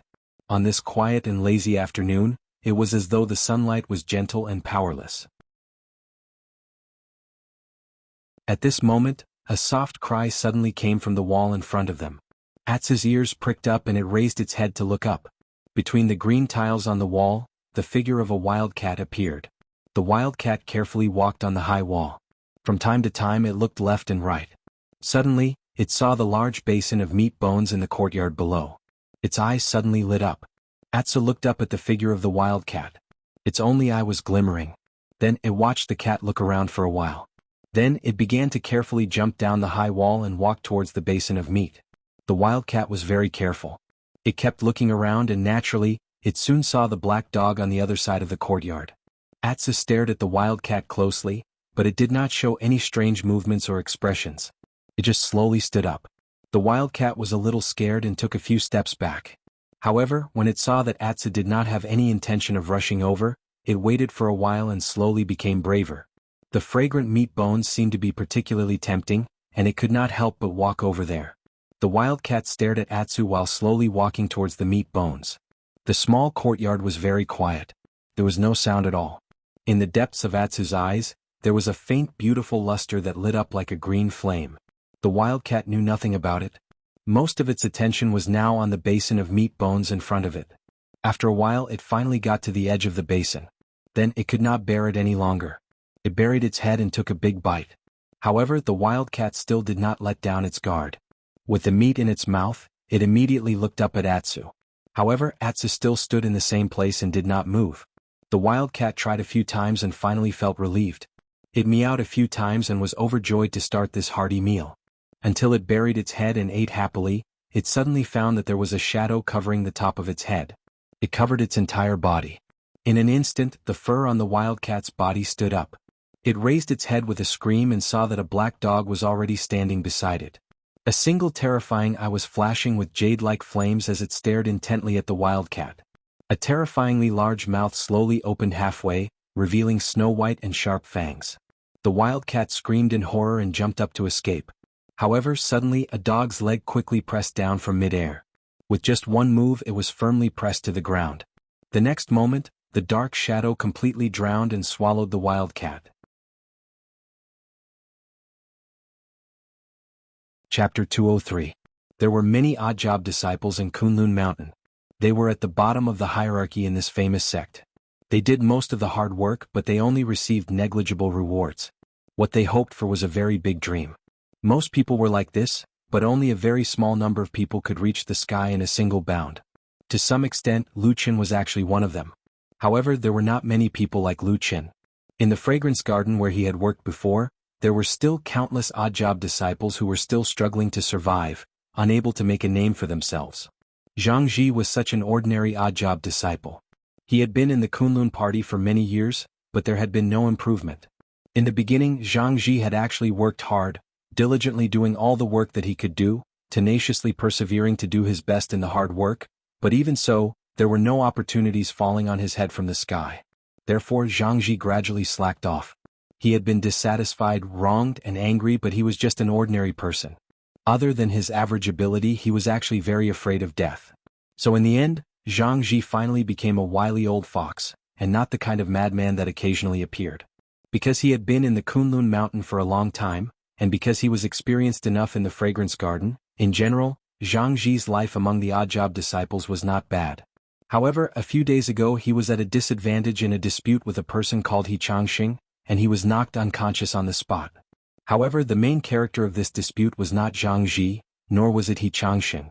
In fact, it was a few high-ranking aristocratic children, and the matter was later left unsettled. Zhang Ji was very angry when he was at a disadvantage, but one day after a while he heard something: He Changxing had died. He died very suddenly, inexplicably, and it was said that he died very miserably. Zhang Ji didn't see it with his own eyes, but he heard all kinds of descriptions from the people around him. At first he was happy with the misfortune of others, but after a long time when he calmed down, he also felt sad for the death of a rabbit. Moreover, they heard that the murderer was very likely to be a sorcerer from the devil cult, which was even more inconceivable. To be honest, Zhang Ji had known He Changxing for a long time. Although their relationship was ordinary, he really did not think that this person would have anything to do with the devil cult. After a period of time, when he had almost forgotten about this matter, another person named He brought him over and interrogated him for a long time. What did He Changxing do? Why was the sect still investigating this murder case after he had been dead for so long? Zhang Ji didn't know why, but when he was confused he actually felt a little jealous and envious. He knew that if he died in an accident, it would never attract the attention of the Kunlun party. Not many people would even pay attention to it. After all, they were all odd job disciples. Zhang Ji was such an ordinary person, a selfish person with some human emotions. He had dreams before, fantasizing that one day he would become an immortal and his name would shake the world. Of course, these things seemed to be impossible now. But who didn't want to be different? Well, if there was a chance to come. Every day when Zhang Ji woke up and went out, he would look at the house that He Changxing once lived in, which was now empty and abandoned. Then he would have a thought in his heart, thinking that probably now, other than those who wanted to catch the evil sect's evil people, he was probably the only one left who still remembered He Changxing. This was really a very strange thing. Until that morning, when there were still 6 days before the sect council meeting, Zhang Ji did not walk out of the door like usual. Until noon, when a passerby noticed something was wrong and reported, the guarding disciples who rushed over then discovered that Zhang Ji had taken the same path as He Changxing. He was dead in his own house. Heard that his death was quite tragic. Heard that the house was full of blood. Also heard that this time it was done by the damn devil cult sorcerer again. Not sure if the devil cult of the Three Realms paid special attention to the Kunlun party, maybe they should. But now that the sect council meeting was about to be held and He Changxing's murder case had not been solved, the tragedy of killing Zhang Ji happened again without a doubt in front of everyone in Kunlun Mountain. It gave the Kunlun party another hard slap in the face. The devil cult's savagery was outrageous. The one who suffered the most from this slap was, of course, the leader of the Kunlun party, Reverend Idle Month. As the leader of the sect, such things happened continuously. If it happened once, it could be said to be an accident, but if it happened again, it could really make people doubt his ability. Therefore, Reverend Idle Month was furious. His angry roar in the Xingyang Hall of Tiankuan Peak could be heard not only from outside the hall, but even the people at the foot of the mountain could hear it. However, although Reverend Idle Month was extremely angry, there were some things that could not be changed by his will, and some people were not afraid of his anger. A few Yuanying realm Zenrins led by Bai Chao Tang were very dissatisfied with this matter. They said bluntly that the devil cult was so rampant. Could people still live in the dignified Kunlun in the future? Did everyone still want their face? Why couldn't they catch the murderer after so long?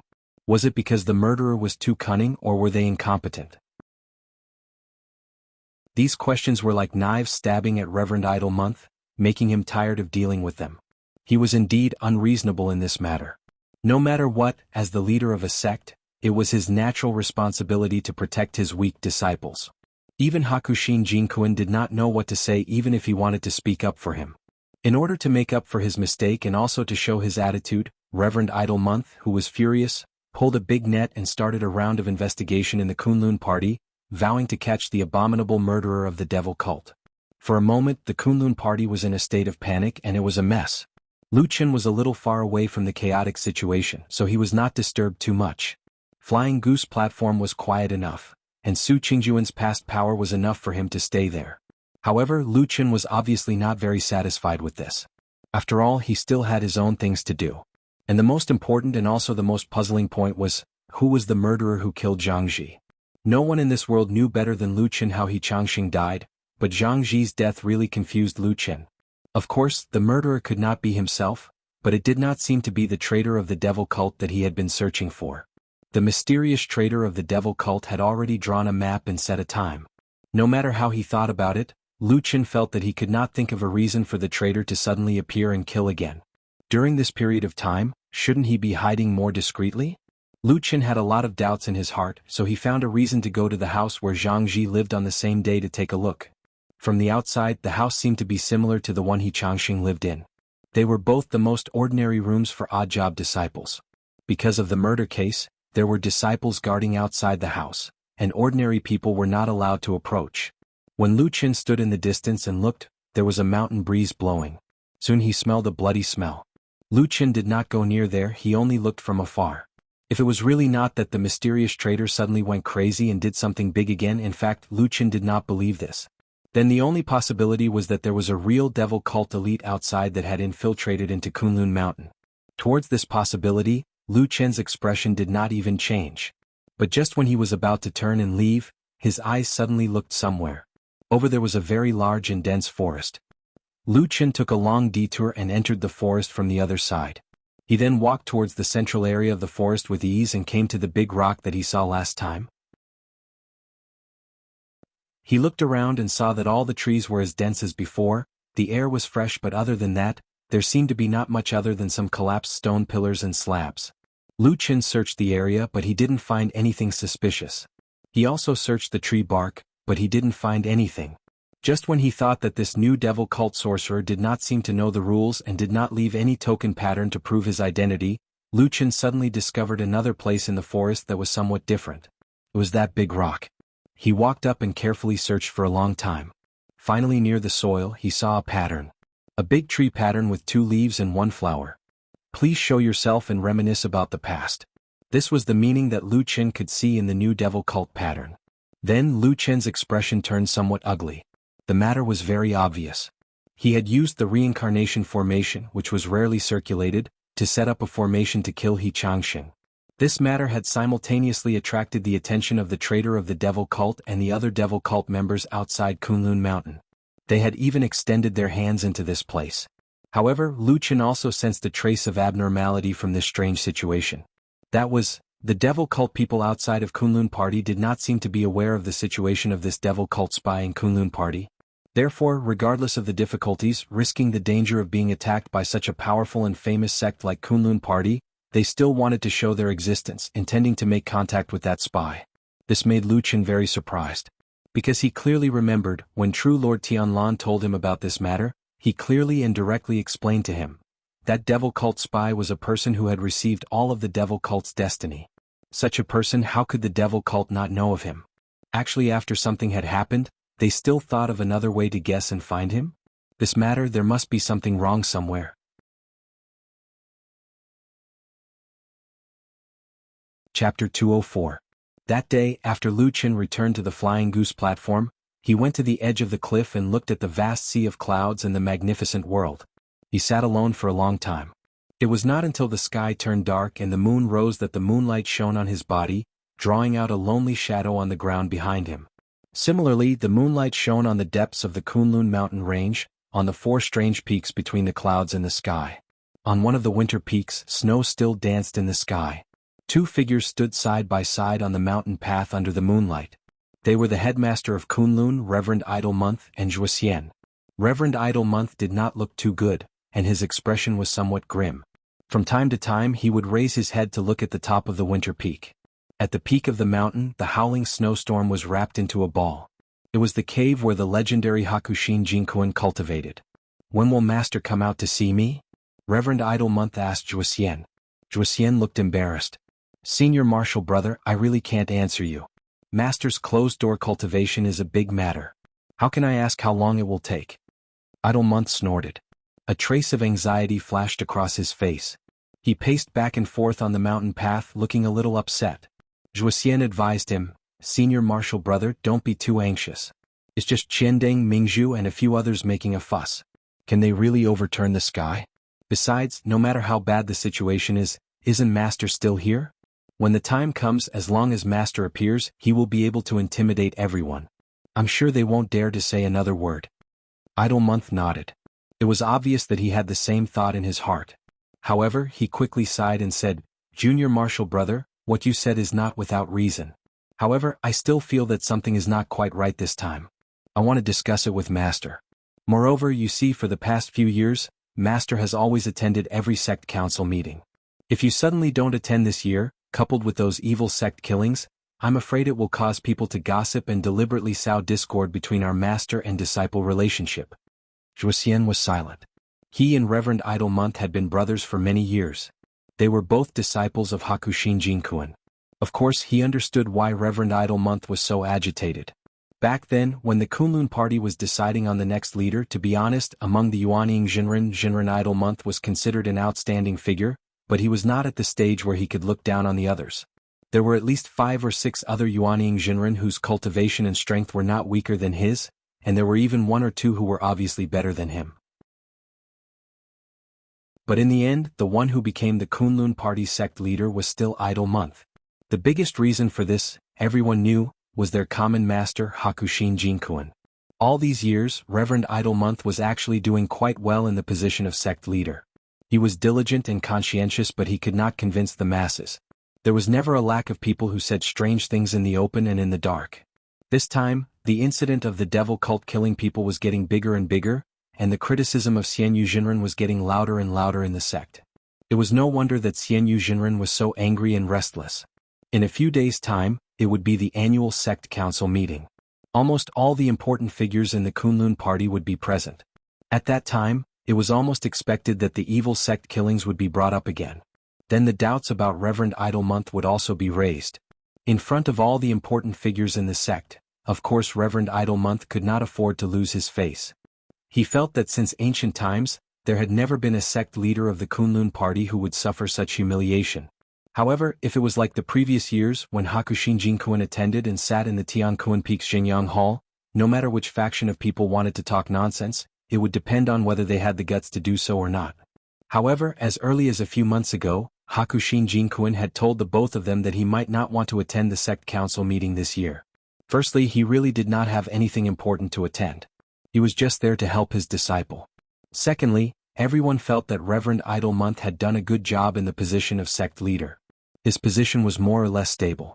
Therefore, he was too lazy to make the trip and simply went into closed-door cultivation.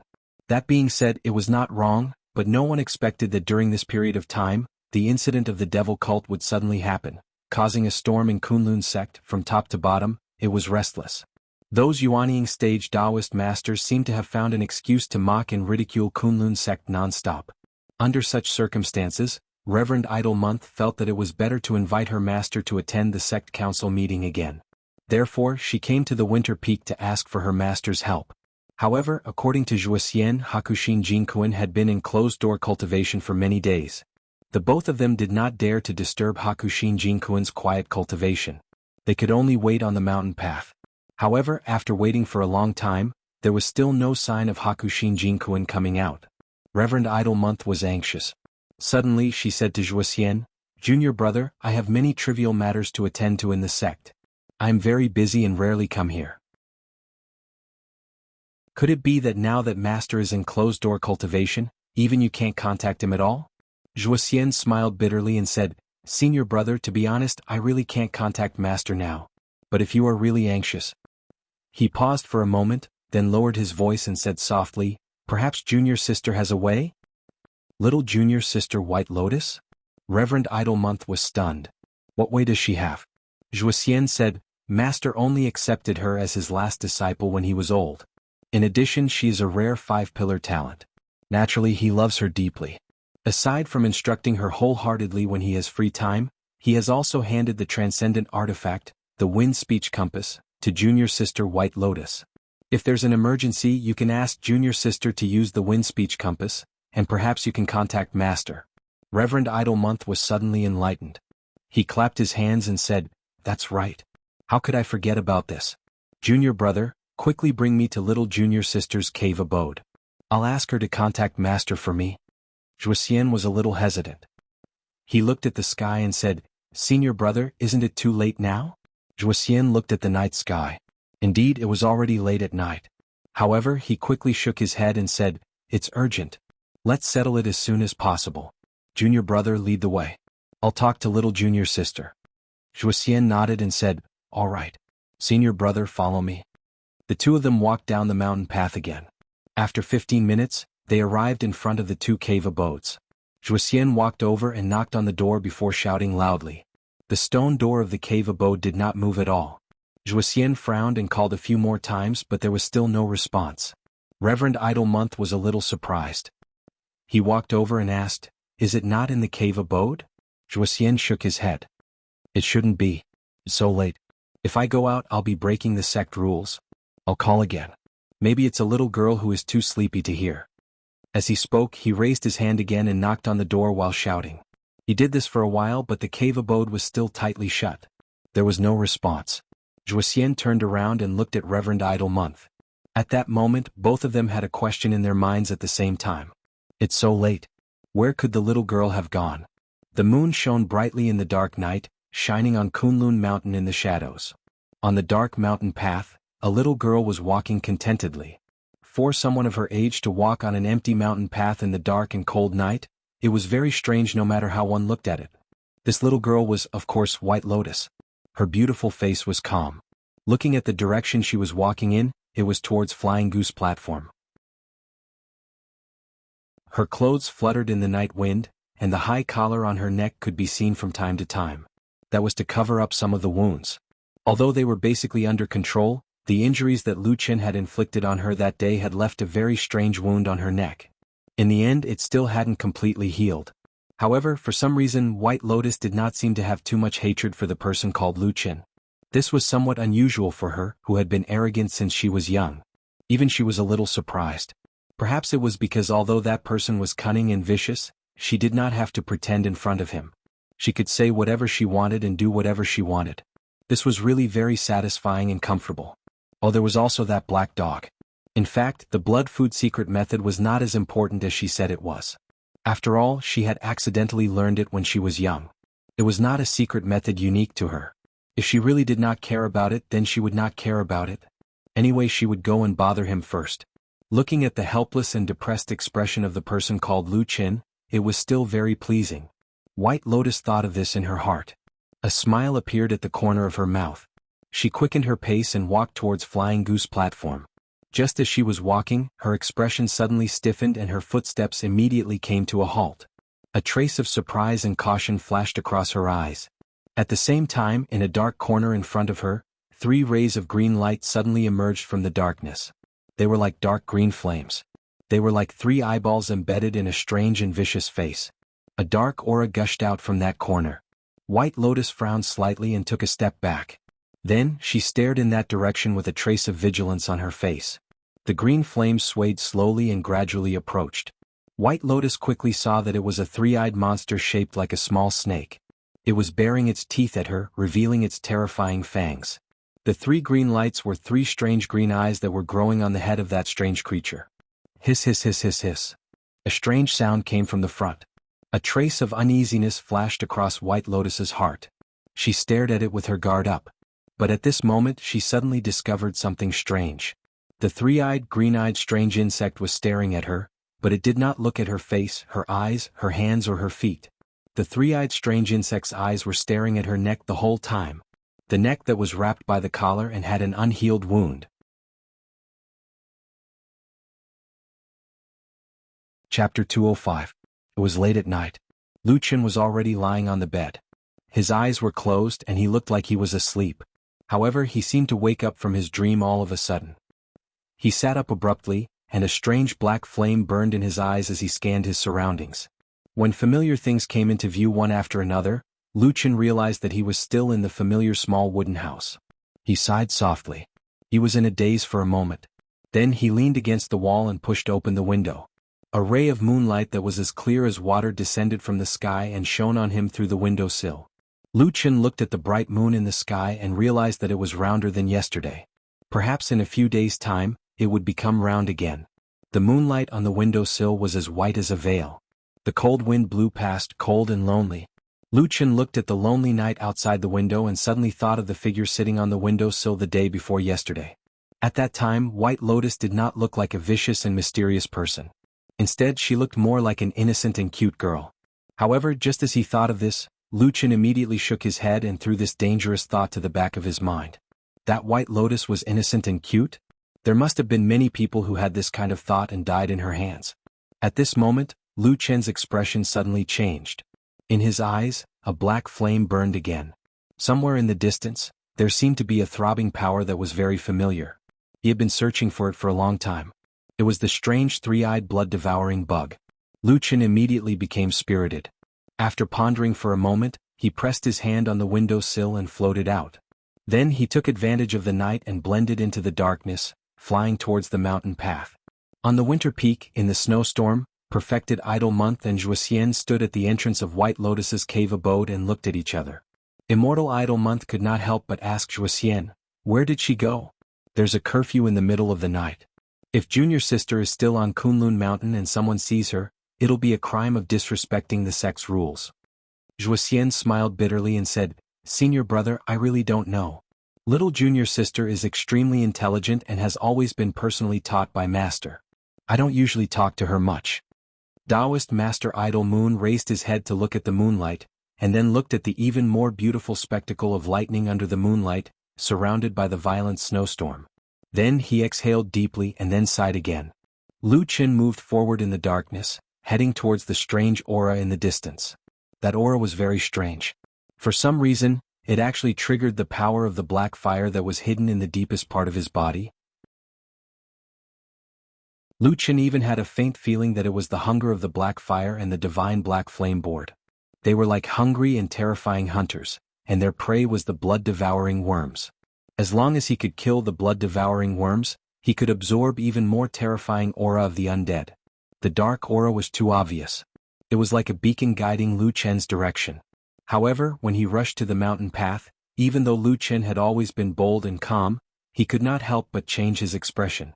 On the dark mountain path in front of him, there was a petite figure standing there. Her hands were raised high, and there were traces of ice and snow flowing from her fingertips.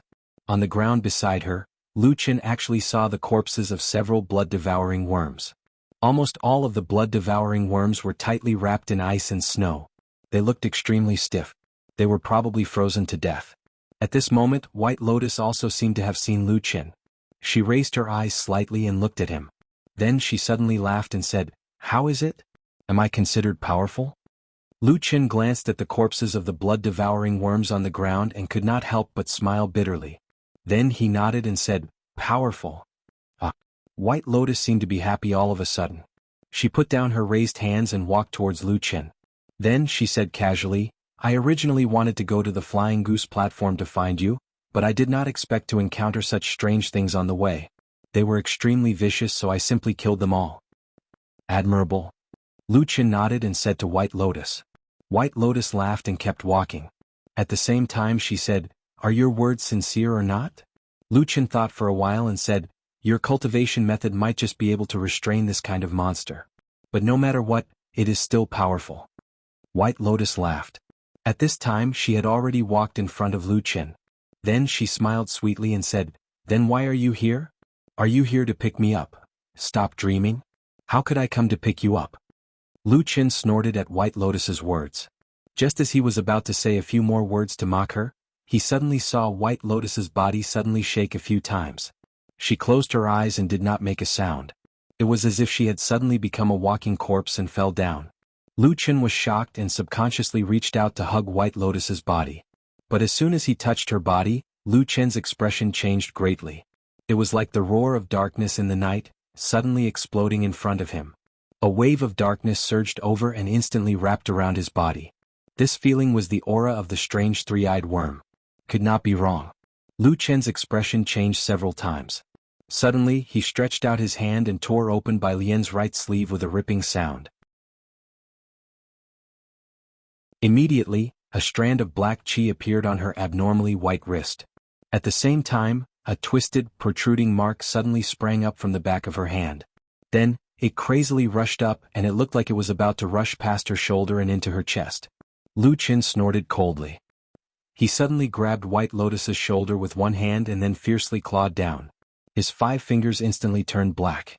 Then black flames gushed out from his hand and directly burned into White Lotus's flesh. White Lotus lost her voice and cried out in pain. But at the same time, the black gas that was rushing up suddenly stopped. It seemed to have seen the most terrifying thing in the world. For a moment, it did not dare to rush forward. Instead, it turned around and fled. But at this time, Lu Qin grabbed White Lotus's shoulder with one hand. His other hand followed the root and directly wrapped around White Lotus's elbow. After a moment, there was a sudden scream. A strange three-eyed worm rushed out from White Lotus's wrist with its fangs and claws bared. After the strange worm broke out, White Lotus moaned and directly fell to the ground. It looked like she had fainted. And Lu Qin looked at the evil blood-sucking worm that flew into the air and seemed to want to escape. He suddenly reached out and directly grabbed the body of the blood-sucking worm in the air. The blood-sucking worm roared and turned its head. It seemed to be completely enraged.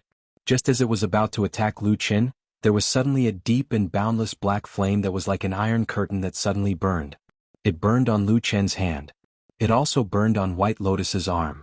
Even from her neck, there were a few strange black lights that lit up. Under such a pincer attack, the blood-sucking worm had no way out. It was instantly burnt and melted in that raging black flame. Everything quieted down and the tranquility of the night was restored. Lu Qin stood in the same place and muttered to himself for a moment. Then he bent down and picked up all the carcasses of the blood-sucking worms. Carrying the unconscious White Lotus, he turned around and left with large strides. Lu Qin brought White Lotus back to his wooden house. In fact, he didn't really want to do this. But first of all, he really didn't know where to send this girl. Even if he knew White Lotus was a member of Kunwa City's by clan, it was the middle of the night and there was a curfew, so he naturally couldn't send her there. Everything could only wait until the sun rose tomorrow. Apart from this, Lu Qin had another reason why he couldn't give up on White Lotus. It was the sudden appearance of the strange three-eyed worm. Why did this vicious worm, known as an ancient killing weapon, suddenly besiege White Lotus? He felt that he had to get to the bottom of this matter. White Lotus's body, or the foundation of White Lotus's cultivation, was far more powerful than Lu Qin imagined.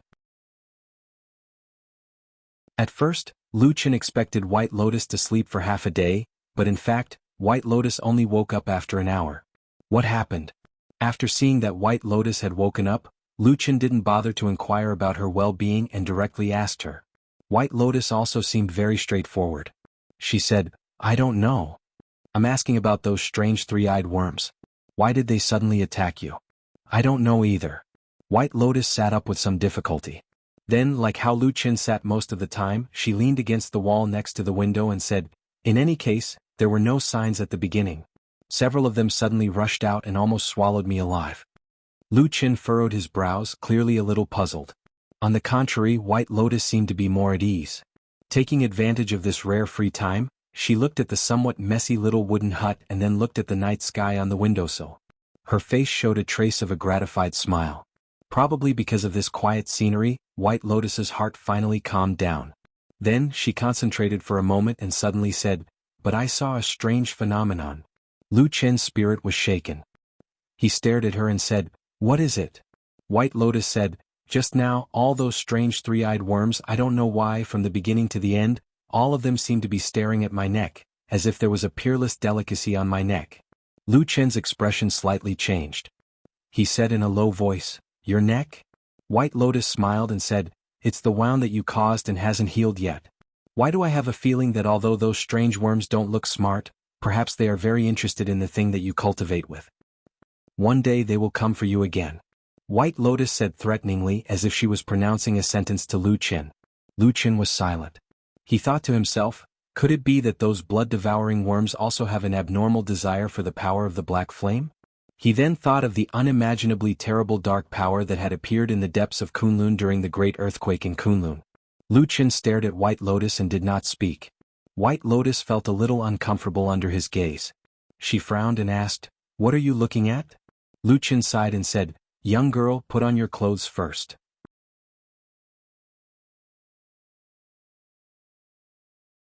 Chapter 206. White Lotus stared blankly for a moment, then suddenly cried out in alarm, subconsciously raising her hands to cover her chest.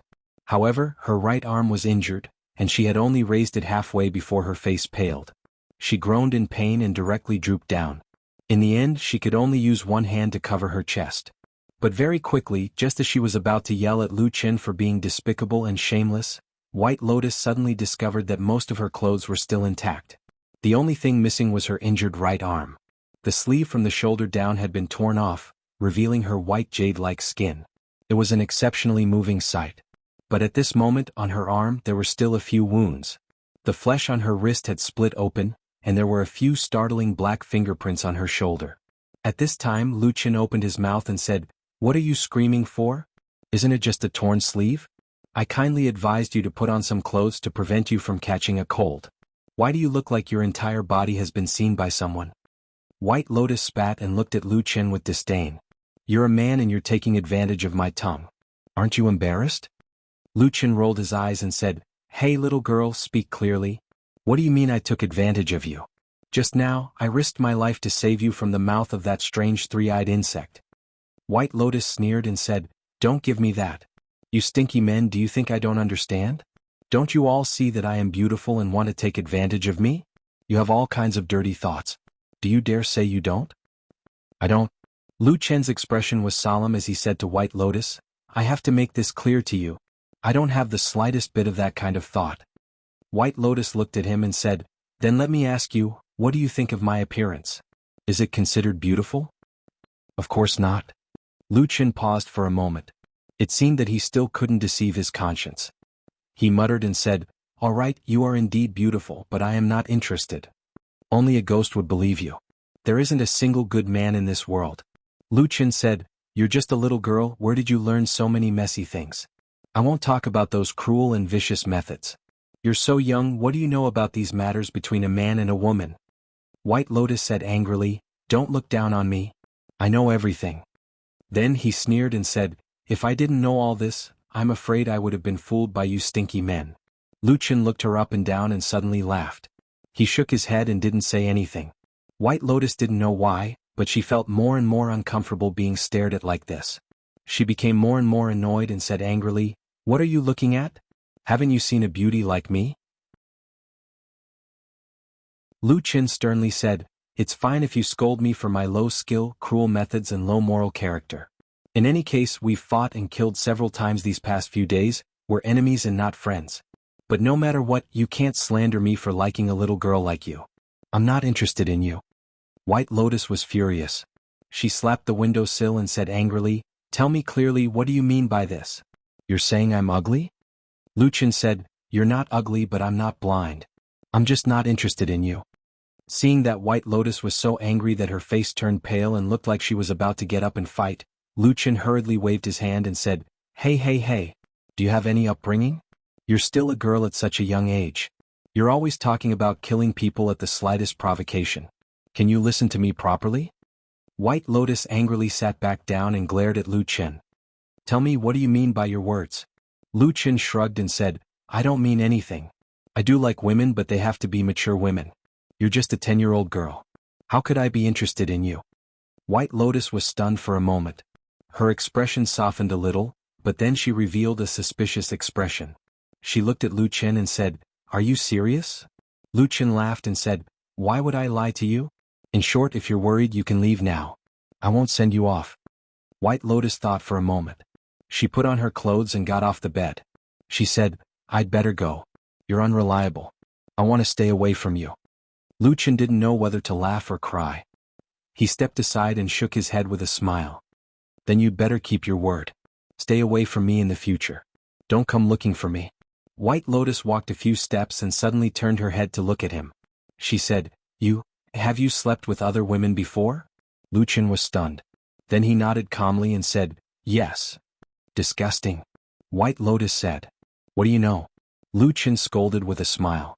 White Lotus thought for a moment and said, "I don't believe that the women you slept with before were more beautiful than me. What makes you say that I'm not as good as them?" Lucian was speechless for a moment. After a moment, he waved his hand to drive away White Lotus. He said, "You're getting more and more outrageous. Is this something a little girl like you can ask?" White Lotus was unmoved. She sneered and said, "Can a little girl kill and bleed like me?" Lucian rolled his eyes. White Lotus said to him, "Tell me clearly and I'll leave immediately. Otherwise, I won't feel comfortable if I don't understand this matter." Lucian looked at her elegant and beautiful face. She was like a fairy. Suddenly he had a kind of illusion. After a moment he sighed. He thought that this world was really full of evildoers. Eccentric people could be seen everywhere. Alright, you can leave after I say it. Lucian said to her, women and girls are different. Besides a face, there are many parts of a woman's body that are equally charming. You're still young and don't have it yet. So, I like other women but I'm not interested in you. You don't have to worry that I'll do something indecent to you. Can you understand what I'm saying now? White Lotus stared at him. Lucian looked calm and met her gaze. The two looked at each other for a moment. White Lotus suddenly blushed. She reached out and hugged her chest. She spat and said, shameless. Vulgar. Shameless. After saying that, she turned around and ran away like a wisp of smoke. Only Lucian was left in a daze. He was stunned and speechless. After a long while he said blankly, what did I do this time? She called me shameless, vulgar and shameless again. There were only 5 days left until the night of the full moon. The Kunlun party could be said to be tight on the inside but loose on the outside. The sect council was closely related to the majority of high-level cultivators. However, for the vast majority of the lowest-level disciples, it was like two different worlds. The head of the Heavenly Soldier Hall, Dukan Jinren, was in a good mood recently. The biggest reason was, of course, his beloved disciple Heir had recently rushed to the Jindan realm and became a Jindan friar. In terms of age, Heir was not even 30 years old. Although he was a few years older than Masato Kihara's disciple, Su Qingjun, at his age, to be able to practice to the Jindan realm was still an astonishing achievement. His future achievements could absolutely be said to be limitless. At least, in the praises and comments of the elders, the evaluation of Heir was almost exactly the same as that of Su Qingjun. Yuanying was within reach and there was hope for a true monarch. For the younger generation of cultivators, there was almost no higher evaluation than this sentence regarding their talent, innate aptitude and potential. It was also because of this that Dukan Jinren was very proud. However, in this happy mood there were still some flaws. For example, his most supported senior brother, Idle Month, was not having a good time recently. Another example was his newly advanced disciple, Heir. Although he had cultivated to the Jindan realm, he did not look ecstatic and looked solemn all day long.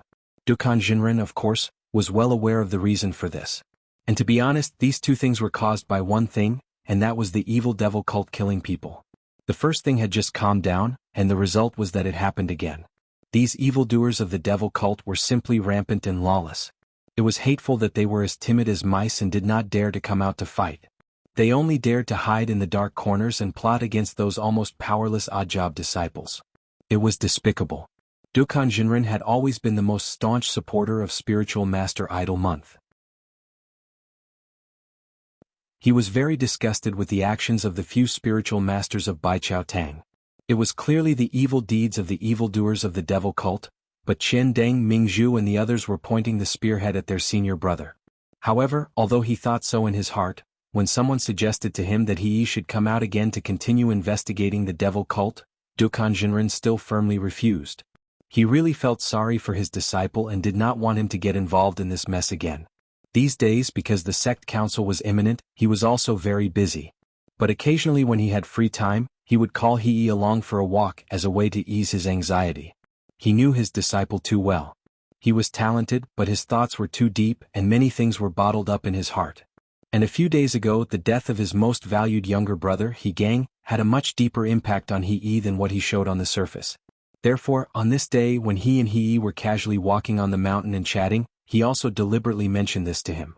Heir was an extremely intelligent person, and almost immediately understood his master's deep meaning. He immediately thanked his master. Dukan Jinren had a gratified smile on his face, but he still sighed in his heart. The more normal he behaved, the more it showed that the knot in his heart had not been untied, and could only be left for the future. The two walked for a while, and when they were ready to return to the mountain, he said to Dukan Jinren, "Master, I don't want to go back for the time being, so I'll just walk around here. You are busy, so you should go back first." Dukan Jinren glanced at him and said, "All right, then you take care of yourself, remember what I said to you just now." He smiled and said, "Master, rest assured, disciple understands." Dukan Jinren smiled and flew up into the air. He looked at his master's disappearing figure, the smile on his face slowly disappeared. Not long after, he heaved a long sigh, but his face revealed some melancholy as he turned around and walked away. Just that he had only walked a few steps when his footsteps suddenly froze, and his expression changed greatly. He suddenly discovered that beside him, a huge figure had suddenly appeared there. Like a ghost, even with his current cultivation he did not sense it at all.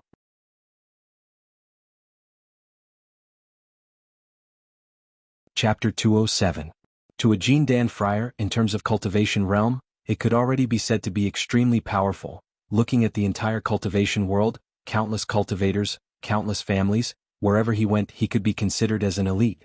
And with Jindan friar's sharp senses, perhaps if they really fought, he might not be a match for the more powerful Yuanying realm Jinren, but for a Yuanying Jinren to suddenly approach Jindan friar without anyone noticing, that was also extremely difficult.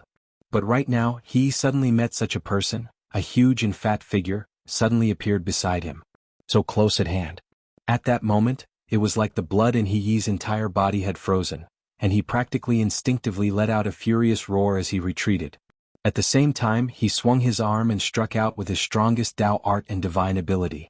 A bright light suddenly lit up, pierced through that shadow, his body like an arrow leaving the bow retreated, looked like he was about to break through the darkness. But the strange thing happened again, that huge figure like a shadow directly followed up, and following what seemed to be a casual sound of a sleeve fluttering, an instant later, all of He's supernatural powers were all broken, dissipated into nothingness. Heaven and earth were silent, all living things were silent. A gust of aura came from the shadow in front of He, that tall and sturdy figure, had a mountain-like imposing manner, like covering the sky and covering the earth, pressing down on him. He's body shook violently, staggered back. Suddenly his legs softened, he almost knelt down. But he tried his best to hold on, until that tall and fat man lowered his head, a pair of eyes landed on his face. Like a sudden clap of thunder, instantly exploded, He's mind went blank. In that instant he directly sat on the ground, his entire body drenched in sweat, his face pale, almost devoid of blood. The pressure like landslide and tsunami swept over, he felt that his entire body's flesh and bones seemed to be out of control. Perhaps the next moment it would collapse and explode. His heart was also extremely shocked. This was the first time in his life that he met such a terrifying person, almost not like a mortal, like a deity. At that moment, his eyes suddenly widened. He stared at the tall and sturdy figure in front of him. For some reason, even though he was right in front of him, even though that person seemed to be looking at him, his mind still couldn't reflect that person's face. Was this the might of a true monarch of the divine transformation stage? He didn't dare to look anymore. He was afraid that if he held on any longer he would really turn into ashes. He could only lower his head and kneel on the ground with a thud. He said in a hoarse voice, "Disciple, He pays respect to immortal." It was rare for Su Qingjun to get up early in the morning. After she greeted Lu Qin, she hurriedly went down the mountain. Her destination was her home in Kunwu City. The reason was also very simple. The Su family at the foot of the mountain had sent word that Sumo's condition, which had originally stabilized, had worsened in the past 2 days. Watching Su Qingjuan's receding figure, Lu Chen's expression became somewhat cold. In his heart, he recalled the mysterious corpse watcher in the dark grave. The mind-manipulating technique was a very overbearing divine ability. It seemed that he didn't show any mercy to Sumo that day, and it really hurt her very foundation.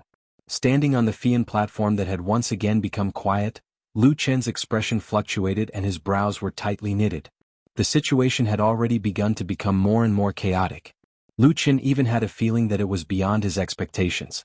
Moreover, he always felt that there were some variables in this matter that he hadn't thought of before. Who was that so-called traitor of the devil cult?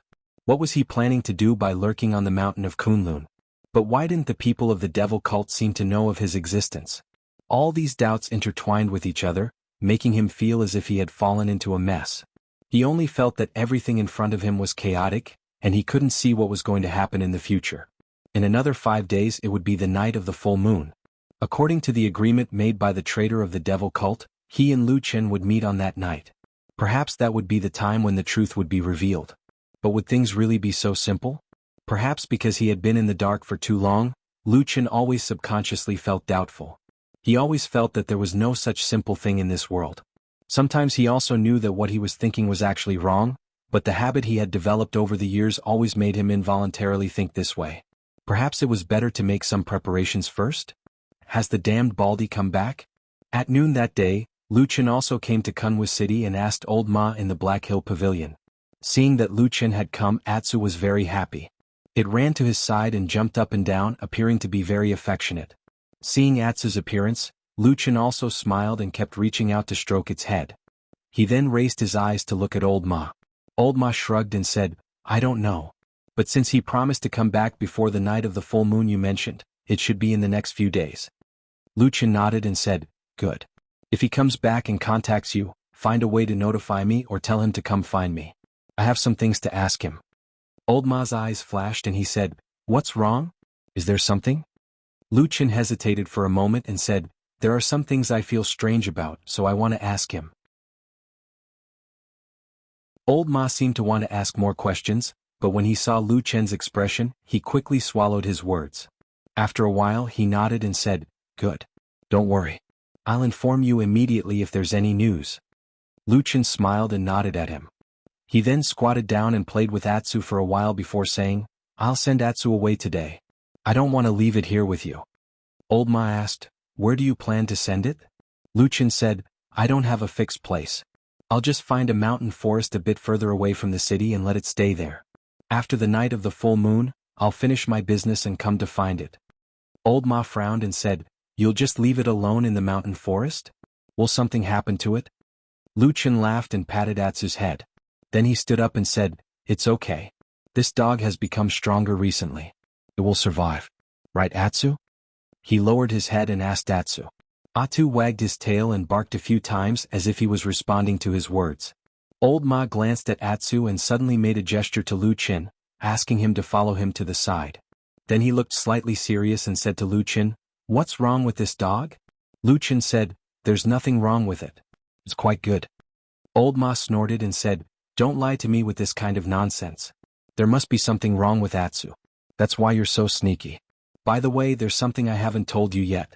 It's also related to Atsu. Luchin was stunned for a moment. Looking at Old Ma's serious expression, he couldn't help but be a little surprised and said, what happened? Old Ma took a deep breath and said in a low voice, recently I found that some animal corpses often appear around this house. Most of them are wild cats and dogs.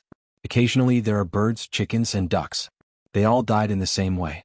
Their throats were directly bitten by sharp teeth and then they bled to death. Luchin was silent for a moment. His expression also became cold. He glanced at Old Ma and said, what do you think? Old Ma pointed at Atsu in the distance and said, did it do it? Luchin said, I'm not in the city and I didn't see it with my own eyes. I don't know, but Atsu has never done this kind of thing before. Old Ma looked at him deeply and said, you really don't have anything to hide from me, right? Luchin met his gaze and suddenly smiled, saying, of course there is. Old Ma was furious and said, damn it. I knew you weren't honest. Tell me. Luchin waved his hand and said, there are some things that I don't need to tell you. In short, you have to believe me. I won't do anything bad to you. Old Ma looked at him for a while and suddenly sighed and said, well, be careful. Luchin looked at him and his eyes gradually became gentle. He gently patted his shoulder and suddenly said, Old Ma, after this, why don't we both retire? He smiled and said, these days are quite boring. Old Ma was silent for a moment and said, okay. Luchin took Black Dog out of Kunwu City. Along the way he saw the Su family's mansion in the distance. He could see that although the mansion looked calm on the outside, everyone inside seemed to be in a hurry and had solemn expressions. He looked at it for a while and then turned around and left. After leaving Kunwu City, Atsu was even happier and kept running on the wide road. Luchin didn't keep walking along the road and quickly led it to the wilderness. As they walked, they arrived at the foot of a nameless hill more than 10 miles away from Kunwu City. There was a forest on the hill and the area was vast. There was no one around, which was exactly what it meant to be a wilderness. Luchin called Atsu over and stroked its head. He then squatted down and stared at Atsu's eyes. Atsu suddenly became nervous and took a step back. Luchin shook his head and said softly, you've already drunk the heart's blood and your bloodline has been stimulated. It's almost impossible for you to live like before. The night of the full moon will be the time for you to transform and advance. At that time, no one will be able to help you and you can only rely on yourself. Since ancient times, the sacred beasts of the southern part of the chaotic land have all narrowly escaped death like this. If you can't pass this trial, then find a place to die. Luchin quietly said to it. Atsu lowered its head. As if it had sensed something, a complicated light suddenly appeared in its eyes. It slowly leaned forward, stuck out its tongue and licked Luchin's hand.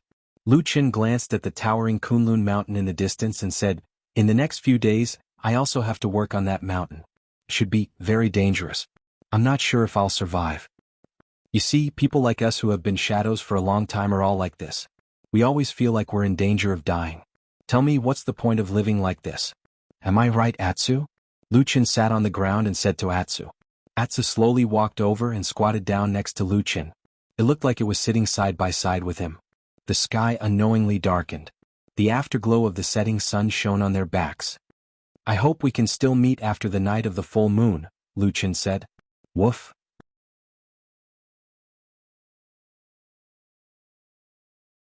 Chapter 208. Amidst the clouds in the sky on the winter peak.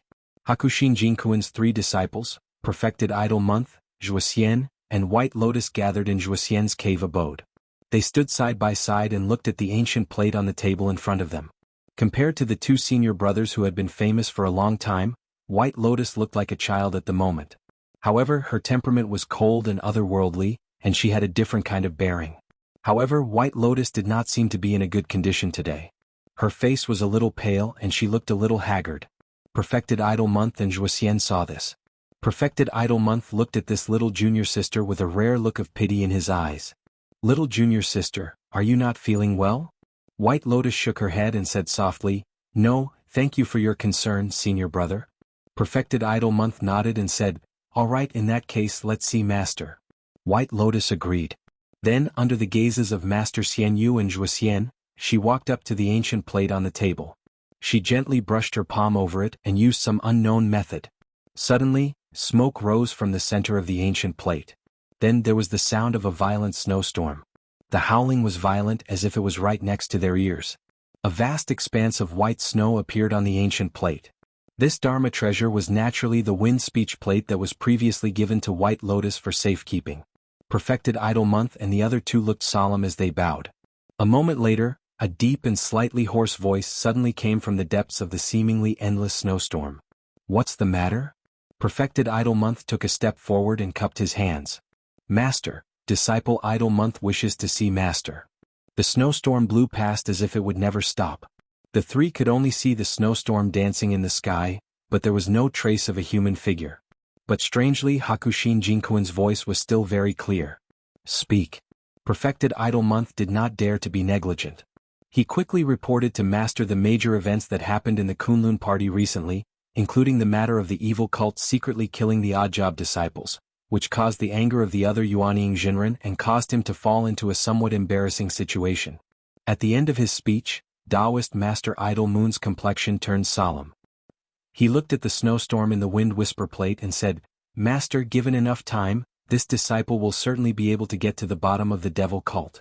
But the sect council meeting is too close and Chen Deng, Mingzhu and the others are pressing too hard. This disciple is afraid that there will be some troubles at that time. I'm here to sincerely ask Master to attend again this year, so as to deter the rascals and prevent those people from being too arrogant." The wind speech plate was silent for a moment, and then Hakushin Jinkuin's voice was heard. "Yes." Perfected Idol Month was overjoyed and quickly bowed to thank him. Then Hakushin Jinkuin said again, "I'm not dead yet, Chen Deng, Mingzhu and the others shouldn't be like this. Is junior brother Tianlan back?" Perfected Idol Month hesitated for a moment and said, "I've followed Master's instructions. Every year, 1 month before the sect council meeting, I'll specially write to Martial Uncle Tianlan, asking him to return to the mountain to discuss the important affairs of the sect. In previous years, Martial Uncle always declined and this year is the same. He only said that Zheng Xianming has been busy recently and may not be able to come back in time." The voice in the wind speech plate was silent for a moment, and then said, "Then let's not care about him, but the matter of the devil cult plotting against the disciples of Kunlun is indeed too arrogant. Don't you have any clues? If that's the case then it's your fault. No wonder others are pointing fingers at you." Perfected Idol Month hurriedly said, "Master, you've misunderstood. This matter is a great insult to our Kunlun by the evildoers of the devil cult. As the sect leader, I won't just sit back and watch." Now, among the 2 cases, the first case of the murder of He Changxing was strange and experienced. It was indeed difficult to investigate, but after days of continuous investigation, I found some clues, especially the source of the cinnabar used in the murder case. With this as an opportunity, I'll be able to find the melon by following the vines. As for the second case of the murder of Zhang Ji, it happened recently, but the technique was much worse than the first case. I already have some clues. It was the work of the spies that the devil cult planted in our Kunlun. Now, once the evidence is conclusive, we'll immediately arrest them and present them to the sect. Hakushin Jinkuan's tone was cold and said, in times of emergency, there must be a thunderous method. Perfected Idlemont's body trembled slightly, and then he took a deep breath and said, yes, I understand. The sound of the wind and snow gradually subsided, and the wind speech plate also gradually returned to normal. There was no longer the scene of wind and snow in the sky. White Lotus silently walked forward, wiped the magic treasure and put it away. Then she turned around and nodded at Taoist Master Idle Moon and Zhuxian. Perfected Idlemont's expression was amiable, and he smiled at White Lotus and said, I've troubled little Shimmy. White Lotus's expression did not change much, as if it was too cold like frost. But she still bowed slightly to this eldest Shixiang, whose age could even be her grandfather, and said, you flatter me. If Shixiang needs anything in the future, just let me know. After saying that, she bowed to both of them and walked out. Perfected Idlemonth and Zhuxian watched her leave. After White Lotus's figure disappeared, Perfected Idlemonth suddenly frowned and said, I heard that although the power of the magical technique recorded in the Book of Snow is extremely great, it can also affect a cultivator's will and temperament. These days I haven't seen little Shimmy many times, but I can feel that her temperament seems to be getting colder. Zhuxian nodded and said, probably so. This mysterious book was obtained by Master in his later years. You and I have long succeeded in our cultivation techniques, and we don't have the supreme divine ability of Master in the deity transformation realm, which allows us to do as we please, so it's not suitable for us to cultivate. On the contrary, little Shimmy should have just entered the sect, like a piece of unpolished jade, but she can directly cultivate this kind of supreme magical technique from the beginning. It's also a rare opportunity. Xianyu Jinren nodded and said, that's right. Junior sister is a peerless genius who was born with the 5 divine pillars. Moreover, Master has been so attentively training her. Her future is really limitless. Maybe in a few decades, my position as the sect master will be taken by her. Zhuxian's body trembled slightly, and a strange light flashed in his eyes. After a moment he said in surprise, Shixiang, why do you say that? You're in the prime of your life and you're good at governing. You should be advancing bravely, why do you need to think about these things? Besides, I think Master only accepted little Shimmy as his last disciple because he loves her talent. In any case, little Shimmy is still young, so how can she bear the responsibility of the great Kunlun lineage? Perfected Idlemonth smiled, then reached out and patted Zhuxian's shoulder and said with a smile, what Shimmy said makes sense, I was thinking too much. But Master must have made arrangements for these things, so it's not up to us to think too much. Zhuxian said, Shixiang is thinking too much. I think the person Master relies on the most is still you. Otherwise, why would he hand over the heavy responsibility of the sect master to you? Perfected Idlemonth made a sound of, and didn't say anything else. He just slowly walked out of the cave with his hands behind his back. Zhuxian looked at his back and slightly frowned as if he was thinking about something, then he also followed him out.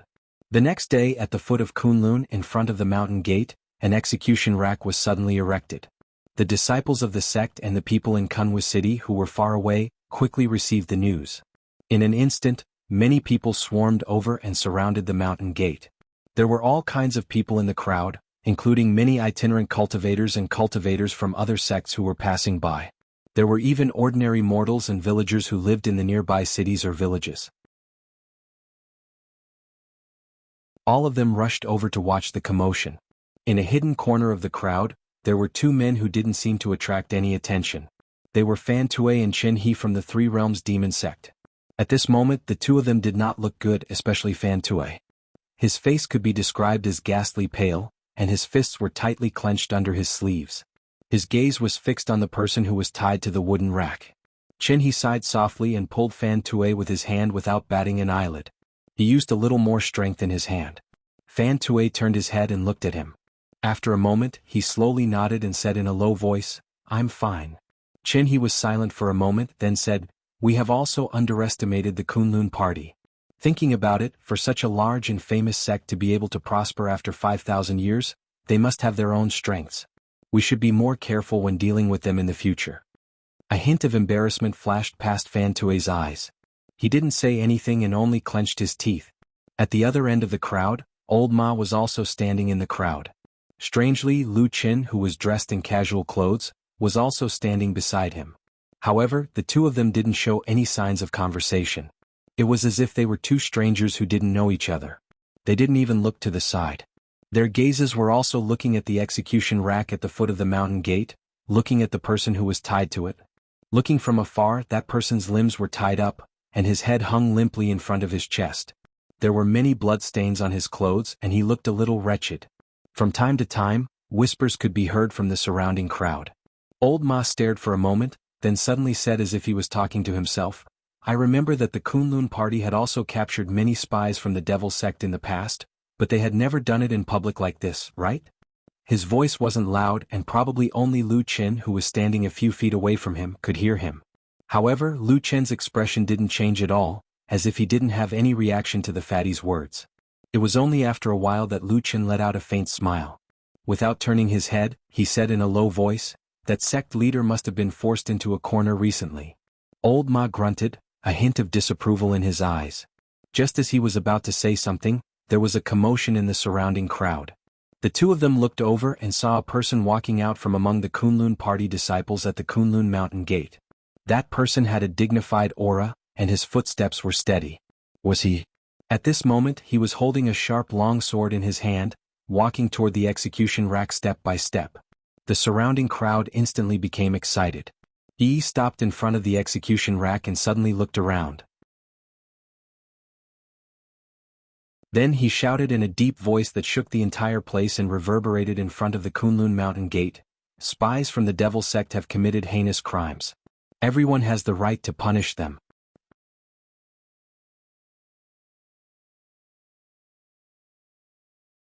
Chapter 209.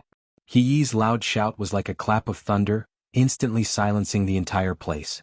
Countless gazes landed on the sharp long sword that was as bright as autumn water in his hand. In the crowd, Fan Tue and Qin He's expressions turned extremely ugly. On the other side of the crowd, Old Ma frowned and shook his head. While everyone's attention was attracted by He, Old Ma glanced to the side and was suddenly stunned. He saw a strange expression on Lu Chen's face. There seemed to be a sudden blankness on his face. His mouth was still tightly shut, and his eyes flickered with uncertainty. He stared blankly at the execution rack in the distance.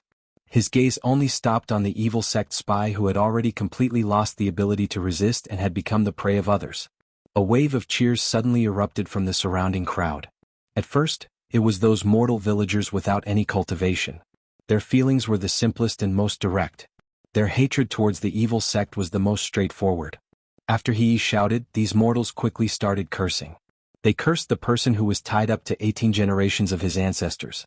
Some even threw a large pile of rocks, junk and rubbish. Then it was the cultivators in the crowd. Those rogue cultivators with the lowest cultivation were a little agitated. There were also noises. The rest of the people would be quiet for a while, but most of them were watching coldly from the sidelines. They definitely did not have any intention to disturb. Those clamorous and crazy cursing voices reverberated nearby. Lu Qin stood in the crowd. His expression gradually turned indifferent. He then stared deeply at the person who was about to die. Old Ma seemed to have thought of something. His expression changed slightly.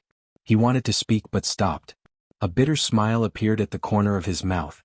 He then sighed softly. But in the end he did not do anything. Or maybe he could not do anything. The whistling sound of the drums was like a tidal wave, surging forward violently. It could be seen that the evil cult's malicious reputation had already penetrated deep into the hearts of the people of the world, coming wave after wave from all directions to the scene. He stood under the execution rack, a strange feeling welled up in his heart at this moment. Towards the evildoer of the evil cult behind him, he of course did not have any sympathy. In reality, his hatred with the evil cult was as deep as the sea, and because he had been investigating this matter for the past few days, he was arranged to come here today to personally kill the evil person. But no matter what, the evil cult spy who was tied to the execution rack did not have any power to fight back. After being caught yesterday, the Kunlun party did not treat him politely. After forcing him to say everything that he should know, what awaited him was today's ending. Perhaps in the past, the Kunlun party would have been merciful enough to lock up such people, But this time, the order passed down from above was unusually decisive and fierce. Nobody questioned this order, even that Yuanying Jinren who often disagreed with Reverend Idlemonth these few days did not dare to question it. The time is right, the evil cult evildoer has forced our Kunlun too far, Kunlun will definitely not be lenient. He coldly laughed, but in his heart, he did not feel too pleased with himself. With his knowledge and current skills, he did not feel that standing here today would be a particularly glorious thing. But the ones who arranged for him to come here were the sect leader Jinren and his teacher. He had to come. They probably felt that this was for their own good, they could vent their resentment, or maybe they could increase their reputation in front of the crowd. He's expression was cold and indifferent, yet he laughed with ridicule in his heart. For some unknown reason, another extremely tall figure had suddenly appeared in his mind at this moment, and it was like an insurmountable mountain, like the lofty Kunlun mountains. He closed his eyes to compose himself, then indifferently extended his sharp sword and placed it across the neck of the evil cult spy. In an instant the surrounding crowd was in an uproar. Everyone widened their eyes and looked at the point where the sharp sword connected with the flesh, anticipating the moment when blood splattered. Blood seemed to always be able to stimulate the hearts of people. It had never been the same since ancient times. In the corner of the crowd, Qin He's eyes were slightly closed, his lips moving slightly as though he was softly reciting some scripture. Fan Tue, on the other hand, had a cold gaze and stared at He Yi's face like a sharp sword. Further away, Old Ma looked at Lu Chen with a hint of worry in his eyes. Lu Chen's breathing was a little hurried, the corners of his eyes twitching slightly. Everything seemed to be waiting for that moment. In front of the mountain gate of Kunlun, all sounds suddenly disappeared. It was silent. Everyone held their breath and stared, waiting for the arrival of death. The long sword suddenly shone brightly. It was bright and dazzling, like a brilliant ray of sunset in autumn. It was also like a willow leaf that floated past in spring. It was beautiful but brief, flashing across the sky. That person's head was lifted up by the long sword and was seen by the world. That face was young and handsome. There were traces of blood and he looked a little haggard. His eyebrows, his eyes, his mouth, and his ears were no different from those of an ordinary person. He seemed to have been unconscious all this while. However, perhaps the coldness of the long sword had woken him up, or perhaps the roaring curses had woken him up. The young man suddenly opened his eyes. The first thing that was reflected in his eyes was the dazzling radiance of the sword. The image of the sharp sword filled his eyes, and the entire world turned cold. In that instant he seemed to have suddenly seen everything around him clearly. The sharp sword, the execution rack and the countless onlookers. In that instant, his entire body seemed to tremble, and there was an unconcealable fear in him. However, when the radiance of the sword swept across the sky and landed on him, the young man suddenly quietened down. He laughed out loud. He tried his best to raise his head and look at the clear and bright sky. The sky was blue and it was like a gentle gaze. At the same time, it was like a boundless ocean. The waves were about to drown him and merge his body into the clear sky. The young man's face suddenly lit up. It was as if he had seen a magnificent scenery. The crowd was in an uproar and they were all shocked. Qin He and Fan Tue's bodies trembled at the same time. There was shock on their faces and a glint of tears flashed past Fan Tue's eyes. In the distance, Lu Chen suddenly took a step forward. His expression was a little twisted. However, at that moment, a hand suddenly reached out from the side and grabbed him. That hand was plump and warm and it was as strong as iron. Lu Chen immediately quietened down and lowered his head. The descent of a true god, the unification of the three realms? The young man suddenly shouted at the top of his lungs. His voice was as shrill as a cicada in autumn, and it shook people's hearts. However, after a moment all the sound stopped. It stopped at the bright radiance of the sword. He calmly swung his sword, chopping off the young man's head. The decapitated head landed on the ground and rolled forward for a while. Following that, fresh blood spurted out and splattered all over the place.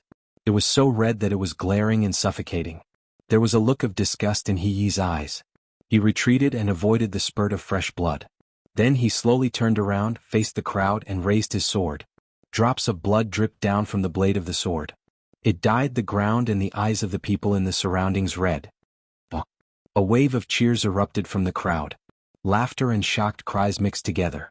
Coupled with the countless faces with different expressions, it was like a painting of the world. When one looked at the scene of fresh blood with a tinge of bloodiness, it was like a painting of 100 ghosts at night. The gazes of many people landed on He Yi. With awe and envy. He took 2 steps forward and said in a clear voice, "This bastard is a spy of the devil cult. He secretly sneaked into our Kunlun school. He has been scheming and has committed many evil deeds. Just a few days ago he became even more ferocious and plotted to kill Zhang Ji, a disciple of our Kunlun school. The brutality of his methods is truly outrageous." At this point He Yi's voice became much lower. He looked around at the countless people around him and said, "When I saw Junior Marshal Brother Zhang's corpse that day, I only had 4 words, too horrible to look at. The evildoer of the devil cult has committed all kinds of evil deeds. Although the heaven and earth have the virtue of cherishing life, our Kunwu disciples will never die in vain. Our Kunlun party will never allow such evildoers to do whatever they want in our school. Today's punishment is our Kunlun party enforcing justice on behalf of the heaven." This last sentence was said with a sonorous tone and imposing manner.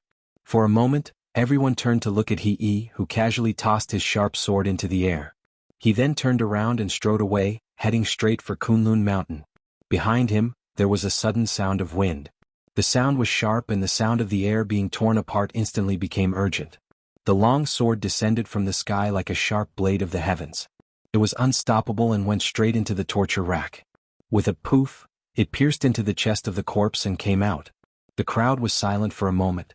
Suddenly, a deafening cheer erupted. Countless people were cheering for him, especially the mortals who had no cultivation. They were extremely excited and shouted with all their might. Fan Tue, who was in the crowd, was so angry that his entire body was trembling.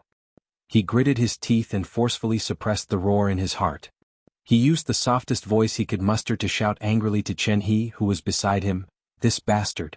I must kill this person." Chen He nodded slowly.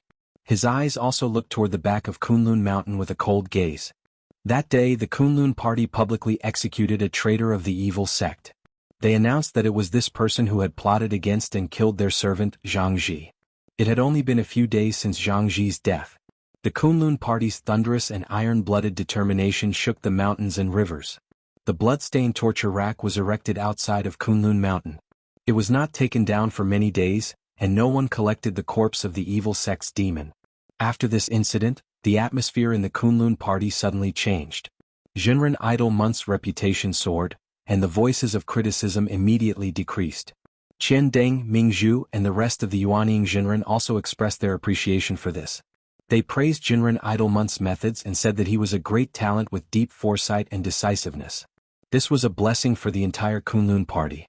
On the night of that day when the moon rose once again, the sky was dark.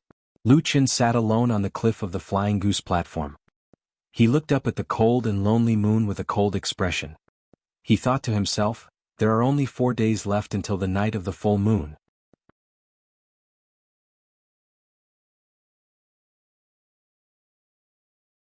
Chapter 210. Su Qingjun walked back to Fian Terrace from the mountain path in the early morning after daybreak. When she was about to walk towards her cave residence, she hesitated and glanced at the other side of Fian Terrace. The wooden house stood quietly in the morning light. Su Qingjun hesitated for a moment, but in the end she still walked over. Just as she was about to knock on the door, she seemed to suddenly remember something. She looked at the sky, where the sun had yet to rise, and lowered her raised hand. She stood at the door for a moment and was about to turn around to leave when she suddenly heard a voice calling out to her from the cliff of Fian Terrace. Su Qingjun was startled and turned her head to look. She saw Lu Qin sitting with his back against the stone wall on the other side of the cliff, waving at her with a smile. Su Qingjun walked over and looked at Lu Qin with a trace of surprise. "Why are you here?" Lu Qin pointed at the vast sea of clouds below the cliff and said, "I suddenly thought of something last night. I've lived here for so long and I've seen quite a few sunsets, but I've never seen a sunrise here." Su Qingjun sighed and looked at the sun that was about to rise on the horizon. She said, "What's so good about a sunrise?" Lu Qin glanced at her and said with a smile, "What's wrong? You don't seem to be in a good mood." Su Qingjun shook her head and wanted to say something but stopped. Then she suddenly saw a wet patch on Lu Chen's shoulder from the corner of her eye. She then saw that there was a drop of dew on the tip of his hair that was leaning against the stone wall. She couldn't help but be startled. She said, "What happened? You actually sat here all night?" Lu Chen followed her gaze and glanced at his shoulder. He then smiled and said, "Yes, I couldn't sleep last night and wanted to see the sunrise, so I just ran over." Do you want to come over and sit? The scenery here is very good. As he said this, he even patted the ground beside him. Su Qingjun hesitated for a moment, but in the end she sat down beside him. The two of them sat side by side as the mountain breeze blew past. Under the morning light they could see the white clouds rolling up and down like waves. A round red sun shone brightly in all directions. After a night of dormancy, it finally rose slowly. The golden light illuminated the heaven and earth. At that moment the world seemed to be filled with dazzling light. Su Qingjun gazed into the distance with a look of pleasant surprise on her face. She said sincerely, "Ah, the sunrise is so beautiful." Lu Chen also gazed into the distance and said, "Yes. But you've lived here for so long, have you really never seen this scenery before?" Su Qingjun suddenly blushed. She retracted her gaze and glanced at him saying, "No. Oh, sometimes I wake up late." Lu Chen said seriously, "Sometimes?" Su Qingjun suddenly felt a little embarrassed. She glared at him and said, "Hey, in any case I'm your master in name." "Even if it's in name," Lu Chen said with a smile, "so I can't say it?" Su Qingjun looked at him for a while and suddenly sighed, saying, "Forget it, say whatever you want. Anyway, all these years you're the only one who would talk to me so casually. In fact, sometimes when I think about it, it doesn't seem to be a big deal." Lu Chen's eyes lit up. He said with a smile, "You really don't mind? Then I can tell others later. If you dare to say it, I'll break your legs." Su Qingjun grabbed his sleeve and said fiercely. Lu Chen laughed and nodded in agreement. Su Qingjun just pretended to be fierce, but then she also smiled and burst out laughing. She was as bright and beautiful as a spring flower. Then she sighed softly and put her hands behind her head. She leaned against the stone wall and looked at the vast sea of clouds in the distance. She narrowed her eyes slightly and said to herself, "You're still smart. Sitting here and watching the sunrise, it's really leisurely and comfortable." Lu Chen smiled and turned to look at her. He said, "Is there something troubling at home again?" Su Qingjun closed her eyes and made a sound. After a while she said softly, "My brother's head might not recover." Lu Chen frowned and said, "So serious?" Su Qingjun nodded and said, "My family has invited many highly skilled seniors to take a look, including my master. I also begged to go take a look, but there was no good way. Sumo is good and bad now. When he is good, he looks like a normal person eating and sleeping by himself. But when he is bad, he is completely like a fool." Lu Chen was silent for a moment and said in a low voice, "It sounds like his brain is hurt." Su Qingjun said, "Yes. That's why the seniors who came to take a look were also at a loss. They could only try to give him all the miraculous pills and medicines they could find, but it was of no use. Because of this, my father has lost a lot of weight. My mother is so anxious that her hair has turned white. She cries all day." Lu Chen did not know what to say for a moment. He did not have the slightest good impression of Sumo, whose brain was injured by the mind-manipulating art. But he always felt that the Su Qingjun in front of him was somewhat different. Looking at her somewhat depressed appearance, Lu Chen also felt a little uncomfortable in his heart. After a moment, Su Qingjun suddenly sneered and said, "Yesterday at the mountain gate, you should know about it, right?" Lu Chen slightly looked up at her, nodded and said, "I went over to take a look." Su Qingjun said, "That he shi xiang, is he very awe-inspiring?" Lu Chen said, "Very awe-inspiring." Su Qingjun indifferently said, "Now with a shake of his body, he only went to kill a powerless evil sect spy and suddenly became the hero that sect leader Reverend and Dukan Jinren strongly promoted. This kind of person, even if our Su family wants to take revenge, we won't dare to."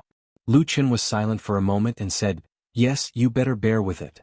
Su Qingjun stared blankly at that rising red sun. After a long while she said, "Sometimes I really feel that it's quite boring." Lu Chen said, "What about those people who were harmed by your brother? Do they also feel that it's boring?" Su Qingjun was surprised, her brows immediately frowned and turned to look at Lu Chen, her eyes somewhat gloomy. Lu Chen smiled and calmly said, "I'm sorry, I just don't know how to chat, sometimes my words are just unpleasant to hear." Su Qingjun looked deeply at him and suddenly said, "I thought that at this time you will at least comfort me a few words, at least accompany me to talk, to make me happier." "What?" Lu Chen looked at her beautiful face and said, "Is it because you think that because you are a natural beauty, a man should coax you, or because you think that because you have done me a great kindness, I should wholeheartedly flatter you, or have you forgotten that I was also harmed by that brother of yours?" Su Qingjun stared at him and slowly said, "You still hate him?" "Should I not hate him?" Lu Chen said. Those torture tools hidden in the courtyard, I think you should know in your heart that I will not be the first person to experience those painful feelings. Su Qingjun slightly lowered her eyes at that moment, avoiding his gaze, and softly said, I thought that if I treat you a bit better, you will slightly forget that hatred.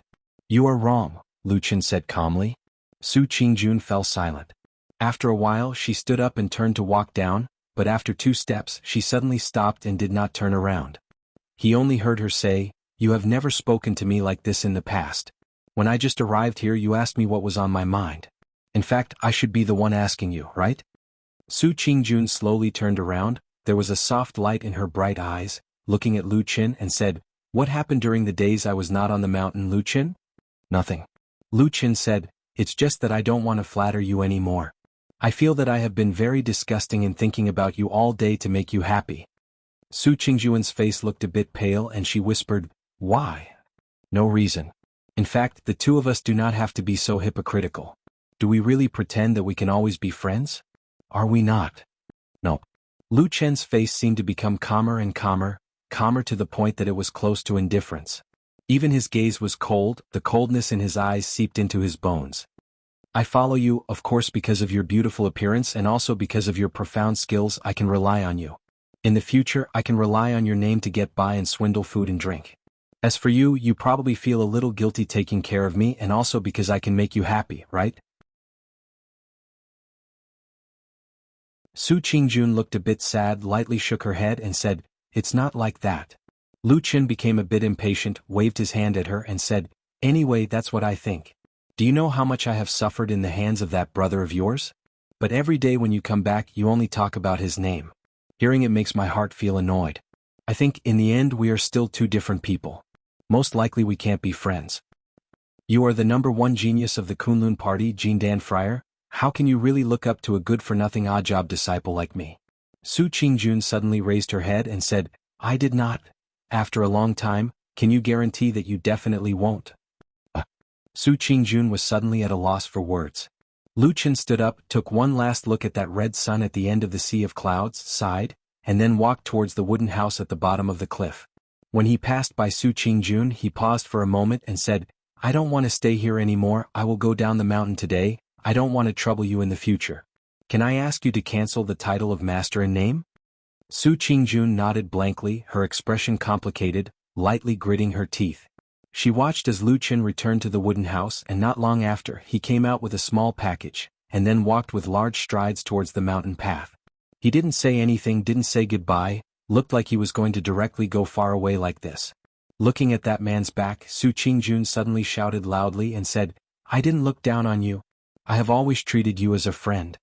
The footsteps of the person going down the mountain paused for a moment, but in the end he still didn't turn back. He only stretched out a hand and waved in the wind, as if bidding farewell to the past period of time, and then he walked with large strides down this hill.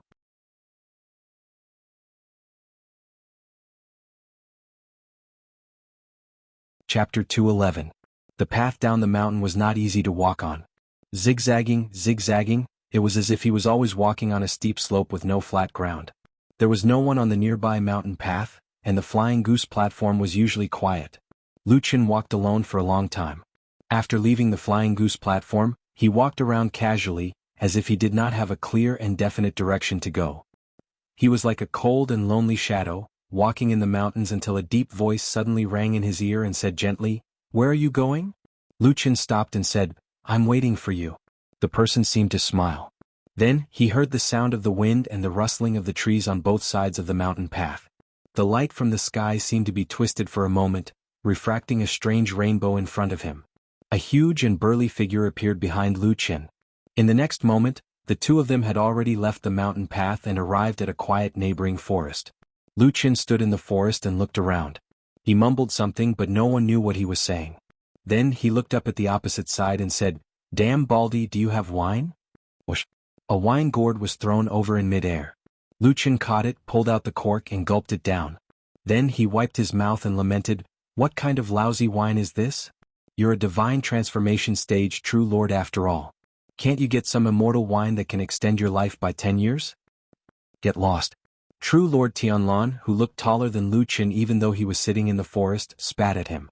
Then with a wave of his hand, the wine gourd flew back and landed in his hand. True Lord Tianlan touched the wine gourd and seemed to cherish it. He said, "There's no such thing in the world. Besides, you're the only one in the world who can drink my wine. Be content." Lucian did not look proud or honored at all. He snorted and found a place in front of Perfected Lord Tianlan to sit down. Perfected Lord Tianlan glanced at him and the corners of his lips curled up into a strange smile. "You suddenly fell out with Su Qingjun and went down the mountain. Isn't that a little strange?" Lucian said lightly, "I don't like the entire Su family, okay?" Perfected Lord Tianlan replied, "Sure, of course. Let's not talk about how angry you are right now. In the future, when I'm done with all those trivial matters, I'll definitely help you torture the Su family and help you vent your anger, okay?" Lucian shook his head and said, "I will take revenge myself. You don't have to worry about my business." Perfected Lord Tianlan sighed. "Nonsense. Are you afraid that I'll go to Soaring Goose platform?" Lucian fell silent for a moment before replying, "You're going to look for me sooner or later anyway. Once I'm involved in a bunch of trivial matters, I won't be able to get out of it. There's no need for me to harm others." Perfected Lord Tianlan could not help but laugh. "Seems like you don't trust me. Also, this is the first time I've seen you feeling compassion for someone." "What? You've fallen for that lady?" Lucian shook his head. "It's not that. Initially, I wanted to go to Soaring Goose platform to find the traitor. However, that person doesn't look like one and she's passable, so I let it go. In any case, the truth will be revealed in 3 days." Perfected Lord Tianlan stared at him and his expression gradually turned solemn. "Are you so sure?" Lucian replied, "That pattern is the highest level of the demonic cult in the 3 realms. It can't be faked unless it's someone like me who has been in the demonic cult for many years." Perfected Lord Tianlan didn't question him any further. He nodded and said, "All right." Then he smiled and said, "I didn't sneak back all the way here in vain." Lucian raised his head and looked at him. "Sneak?" Perfected Lord Tianlan chuckled. "That's right. Right now, not many people in the Kunlun party know that I'm back. Don't go out and spread it." Lucian replied, "Even if I say it, someone has to believe me. Even if I run to the mountain gate and shout that the damn fatty is back, not only will they not believe me, they might even beat me up." Perfected Lord Tianlan laughed out loud. "See, this is the benefit of having many disciples and grand disciples." Lucian scoffed. "What disciples and grand disciples do you have? You don't even have a single disciple, right?" Perfected Lord Tianlan smiled. "Isn't it just you?" Lucian turned his head away and did not look at him. He asked, "If the traitor is indeed lured out to meet me on the night of the full moon, what should I do then?" Perfected Lord Tianlan replied without hesitation, "Capture him, of course." Lucian asked, "Who's going to do it?" Perfected Lord Tianlan smiled. "Isn't that why I rushed back? Don't worry, I'll hide near you. Once the traitor appears, I'll naturally take him down." Lucian stared at him for a while. "That's it? Unless he doesn't come." Perfected Lord Tianlan shrugged. Leaves fell from the forest and landed between Perfected Lord Tianlan and Lucian. Lucian looked at the half-withered leaves. After a while, he suddenly said, "I have something to ask you." "Yes, Old Ma has mentioned this to me before." "Go ahead and ask." Lucian looked up at Perfected Lord Tianlan's eyes. "Why are the people of the fiend cult like us? They don't seem to know about the traitor that's hidden the deepest in Kunlun Mountain?" "I don't know." Lucian's expression darkened. "What do you mean by that?" Perfected Lord Tianlan said, "I really don't know. I'm not a shadow that stays in the fiend cult all day long like you. I'm indeed not too clear about the internal affairs of the fiend cult over the years." "I understand what you mean. However, don't forget that I'm a soul formation perfected lord, not a fraud. There are many things that I'm not omniscient about." Lucian looked at him quietly and said, "I think it's a little strange." Perfected Lord Tianlan's eyes fell on his face for a moment. Then he smiled and said, "So, you secretly tracked down the second spy of the fiend cult and then revealed the identity of that person to Idlemonth through Old Ma?" Lucian said lightly, "That guy is an idiot. He doesn't care about hiding at all. Not to mention me, even an experienced person in Fiyunji can find him directly." Perfected Lord Tianlan grinned and said, "So that person is dead?" Lucian looked down. After a moment of silence, he nodded and said, "Good. All the people of the fiend cult should be killed." He looked sincere and said to Tianlan, "You did really well this time," Perfected Lord Tianlan said. "I didn't misjudge you. You're the only one in the world who can find such a well-hidden spy of the fiend cult. Lu Chen said, but I haven't caught him yet. Perfected Lord Tianlan paused and said with a smile, it'll be soon. It'll only take a few days. Lu Chen thought for a while and suddenly asked him, but I killed a servant disciple of the Kunlun party this time. Don't you blame me for killing good people? Perfected Lord Tianlan said, do you think that He Changxing is a good person? Lu Chen wanted to say something but stopped. After thinking for a while, he shook his head and said, I'm not sure. Perfected Lord Tianlan smiled and said, I don't blame you because I trust you. He said with some emotion, back then when you sneaked into the devil cult alone, it was a real dragon's pool and tiger's den. Under those circumstances I could trust you for many years. Today on this Mount Kunlun, why wouldn't I trust you? Lu Chen nodded. After a while he said, okay. On the night of the full moon, I'll wait for you in the dense forest at the foot of the mountain. Lu Chen said. Perfected Lord Tianlan nodded and said, don't worry about me. Just go there by yourself. I'll hide in the dark and show up to catch the spy when necessary. Lu Chen frowned and said, don't tell the other people of the Kunlun party? For example, Immortal Idol Month, the head of the sect? Perfected Lord Tianlan shook his head and said, not for now in case there are too many people talking, right? Lu Chen nodded slowly. After pondering for a moment he said, what if we find out that the spy is an important figure in the Kunlun party? Perfected Lord Tianlan said, isn't that even better? It means that we've caught a big fish and we're not afraid of anyone. Lu Chen said, even if it's perfected Yuanying? Perfected Lord Tianlan smiled and said, what perfected Yuanying can compare to me? Don't worry, I'll catch one for you when the time comes. What about someone more powerful? Lu Chen asked. Perfected Lord Tianlan frowned and said, what do you mean? Lu Chen said, can you catch someone more powerful than perfected Yuanying? Perfected Lord Tianlan's expression turned serious for the first time. He looked at Lu Chen and said, you mean my senior brother Bai Qin? Lu Chen said indifferently, can you catch a soul formation perfected lord for me as well? Perfected Lord Tianlan suddenly laughed and shook his head. Do you have any proof? Lu Chen said, no, I'm just talking nonsense. Let's see how you're going to answer me. That's impossible. Perfected Lord Tianlan smiled and said, as a soul formation perfected lord of the Kunlun party, he has nothing. How can he be an elder of the fiend cult who is like a stray dog? Do you think he's stupid? Lu Chen looked at him for a while and nodded. You're right. It can't be Hakushin Jinkuan. Is there anything else? If not, I'm leaving, Perfected Lord Tianlan said to Lu Chen. We've said everything that needs to be said. Can I really turn over a new leaf after I catch that fiend cult spy? Lu Chen asked. Of course, Perfected Lord Tianlan said with certainty. Lu Chen nodded and said, then let me ask you for one more thing. Say it. Collect the corpse of that fiend cult spy at the foot of the mountain. Otherwise, if one day his head is separated from his body and his corpse is exposed on the streets, it will look a little tragic. Perfected Lord Tianlan frowned and looked at Lu Chen. Are you pleading for that fiend cult spy? Yes, Lu Chen replied calmly. Perfected Lord Tianlan was silent for a moment and said, didn't you secretly find this person? I want to collect his corpse, can I? Lu Chen asked again as if he did not hear Perfected Lord Tianlan's words and did not seem to care about Perfected Lord Tianlan's gradually darkening expression.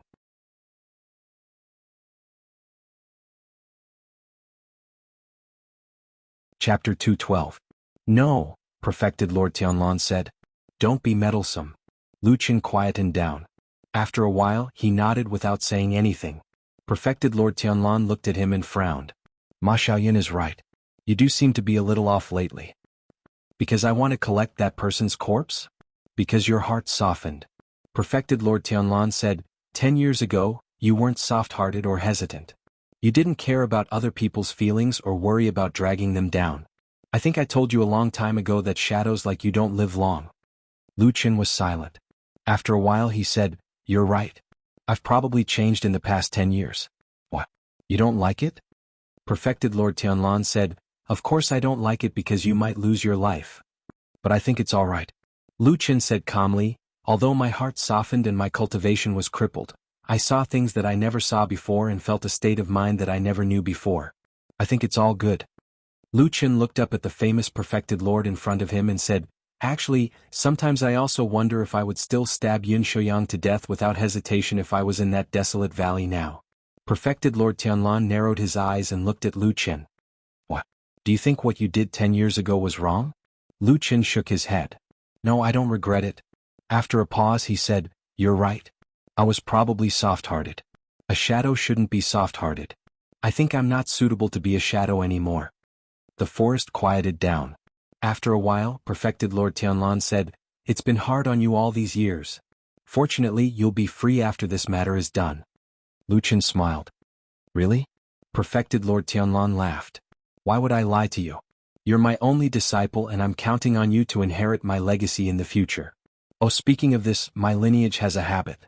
Every generation's patriarch will pass on one of his Taoist titles to his favorite disciple, which will then be passed down from generation to generation.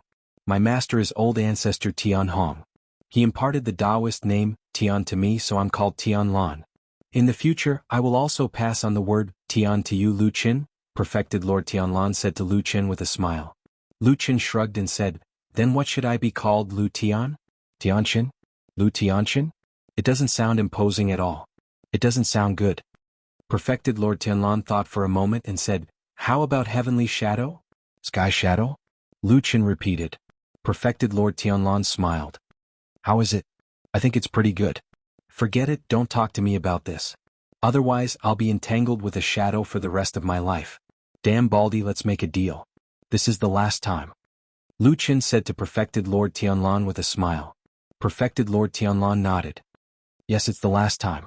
But this name is really not bad. Think about it again, ha. Amidst the laughter he stood up. His wide sleeves fluttered like floating clouds. A strong gust of wind blew and the fallen leaves danced in the air. The entire forest rustled. Suddenly birds flew up in alarm. His figure flashed and disappeared without a trace. In the depths of the forest, only Lu Qin was left. He looked at the strong gale and his expression suddenly turned strange, as though he was thinking about something. After a while he muttered to himself, Old ancestor Tian Hong's favorite disciple didn't take over the Kunlun party? Amidst the clouds in the sky on the winter peak. Amidst the howling wind and snow, White Lotus and Zhuoxian stood in front of the wind speech disc that had been opened once again. They looked at the violent wind and snow inside and then heard Hakushin Jinkuan's voice from the depths of the wind and snow. Lian, leave the wind speech disc with your second senior brother for the next few days. There are many important matters of the sect that require him to contact me from time to time. You're still young, so don't be distracted. Just focus on cultivating in the cave abode. White Lotus lowered her head slightly and said calmly, Yes, I understand. Go. I'll take my leave. White Lotus bowed to the wind speech disc and then nodded at Zhuoxian. Zhuoxian smiled and then White Lotus turned and walked out. Zhuoxian was the only one left in the cave abode. After a while, Hakushin Jinkuan's voice was heard again. How's Lianer's cultivation recently? Zhuoxian said, Junior sister is a genius. Her cultivation progress is extremely fast and has long surpassed me when I was her age. I'm really ashamed of my inferiority. Hakushin Jinkuan's voice sounded like he was in a good mood. He even smiled and said, Yes, Leonor was born with 5 pillars of bone. Her cultivation is indeed better than ordinary people. But she's still young and has a long road ahead of her. As her senior brother, you have to take care of her from time to time. Zhuoxian cupped his hands and said, Yes, I understand. Hakushin Jinkuan asked again, How's the situation in the sect? Zhuoxian said, Everything is fine now. The day before yesterday, senior brother Idle Month resolutely ordered the execution of the devil cult spies. His thunderous measures deterred everyone. Those rumors have decreased a lot these days. Hakushin Jinkuan sneered and said, Those troublemakers are just people who look fierce but are weak inside. Even if they cultivate to Yuanying, they won't be able to achieve anything big. Now the only one the sect has to worry about is my junior brother Tianlan. As long as he doesn't return to the mountain, there won't be any big trouble. Zhuoxian's eyes flashed. He lowered his voice and said, Master, do you mean that Martial Uncle Tianlan is dissatisfied with eldest senior brother? The person he's dissatisfied with is probably me. Hakushin Jinkuan seemed to be in a good mood today. He did not hide anything from his second disciple and said lightly, But it doesn't matter. As long as I'm here he can't do anything. Zhuoxian bowed his head deeply and said respectfully, Master is wise. I'll meditate and practice. But since I promised idle month, I'll still go to the sect council on his behalf that night. You can come to me then. Yes. The sound of the wind and snow gradually subsided and gradually disappeared. The wind speech plate also quieted down and returned to its usual quiet appearance. Zhuxian walked forward and gently put away the magic treasure. He seemed to be in deep thought. This night, when the moon rose, a figure swept from the night sky and landed on Fian platform. The moonlight shone coldly on the left and right, and the platform looked empty. The man was about to go to the cave residence on the mountain wall to call the door when he suddenly exclaimed and turned to look at the other side. He saw a woman not far away from the wooden house. It was Su Qingjun. She was standing there looking up at the moon, lost in thought. The man walked over and deliberately increased his pace. Su Qingjun immediately felt the movement behind her. She turned her head and was stunned at first. Then she called out, "Master, why are you here?" The man was Masato Kihara, the leader of the Kunlun party. He walked to Su Qingjun and looked around. Finally, his eyes fell on Su Qingjun's face. He said with some surprise, "What are you doing here?" Su Qingjun said, "Tonight's night is not bad. The moonlight shone on the sea of clouds. It is quite magnificent. I wanted to come over and take a look." Masato Kihara rolled his eyes and said, "You have lived here for a few years. You should be tired of it." Su Qingjun was silent for a moment and said, "No. I was immersed in cultivation for the past few years. After I came back, I often hid in the cave residence. If no one told me about the surrounding scenery, the sun rising and the moon setting, the sea of clouds and so on, I really did not look at it seriously." Masato Kihara looked at the sea of clouds in the distance. Under the moonlight, the sea of clouds shimmered with silver light. It was like the waves of the sea. It was very beautiful. He nodded and said, "Yes, we cultivators sometimes need to understand the nature of heaven and earth. Although this state can only be understood by cultivators above the realm of Yuanying, but for a genius with extraordinary talent like you, it is beneficial for your cultivation to understand more in the realm of Jindan." Su Qingjun nodded and said, "Yes, disciple understands." She looked at Masato Kihara and said, "Master, you came here tonight. Is there something you need me for?" Masato Kihara did not look at the sea of clouds. After a moment of hesitation, he said to Su Qingjun, "Yes, tonight I went to see an old friend. I passed by here on my way back to the mountain. I wanted to come down to see you and have a chat with you." Su Qingjun nodded and said, "Oh, Master, please wait for a moment. I will go get some spiritual tea. We can enjoy the moonlight together." Masato Kihara waved her hand and said, "I don't want to drink. The taste of the tea is too bland. I will drink my own wine." As he spoke, he took out a flask of wine out of nowhere and stuffed it into his mouth before gulping down a few mouthfuls. Su Qingjun couldn't help but laugh. She shook her head and said nothing. Masato Kihara drank the wine and let out a satisfied sigh. "Qingjun, you have been my disciple for so many years. Do you have any regrets?" "Regret?" Su Qingjun was taken aback. She said in astonishment, "Master, why would you say that? I have never regretted it. It is all thanks to your guidance that I can improve day by day. How could I have any other thoughts?" Masato Kihara smiled and said, "Yes, you are a good child." As he spoke, he drank another mouthful of wine and continued, "But I think you know what's going on in our Kunlun sect. Our Taiji has been declining for many years, and there are still many areas where we suffer losses. Although I've tried my best to help you fight for it, sometimes it's inevitable that there will be times when we can't do it well. I'm afraid that you'll be wrong because of your talent." Su Qingjun smiled and said, "Master, you think too much. I'm very good." Masato Kihara stared at Su Qingjun's beautiful face and suddenly smiled. He said, "Yes, you are really a good child. But don't worry, there will be a day in the future when Master will properly train you and let you be like all the other geniuses in the sect. You will be able to display your strengths and make our Tetsu branch flourish." As he spoke, he seemed to be a little excited. He unconsciously exerted force in his hand and directly crushed the wine bottle with a muffled sound. The wine splashed out. Under the moonlight, the countless water droplets in the air refracted a magnificent and strange rainbow, as if leading to the distant depths of the night.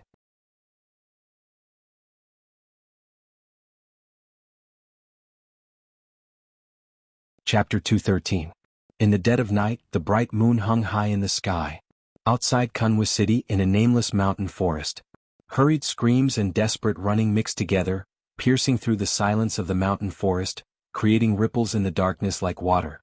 A black shadow rushed out of the forest. It was a huge black bear. Under the moonlight, one could see that the fur on its body, chest, and back was already covered with a hard, plate-like skin. It was very different from ordinary bears. Obviously, it was a ferocious beast that had already advanced to become a demonic beast. Demonic beasts like this might not be considered high in rank, but their fighting strength couldn't be underestimated. Their strength was often several times greater than that of ordinary beasts, and their temperaments were even more ferocious, making them very difficult to provoke. In an ordinary mountain forest, this kind of demonic beast was enough to occupy a mountain or a forest, becoming the king of beasts in this area. But in this dark night, this black bear demonic beast looked somewhat panicked. There was fear in its eyes as it ran forward with all its might.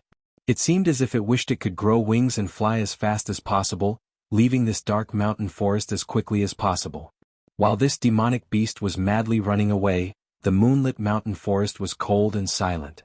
Not a single sound dared to be heard. All the beasts, including the birds, seemed to be doing their best to hide their auras, not daring to make any sound. Suddenly, the moonlight shining on the horizon darkened and a cold wind blew in the darkness of the night. A strange aura blew from the depths of the forest to the left of this black bear demonic beast.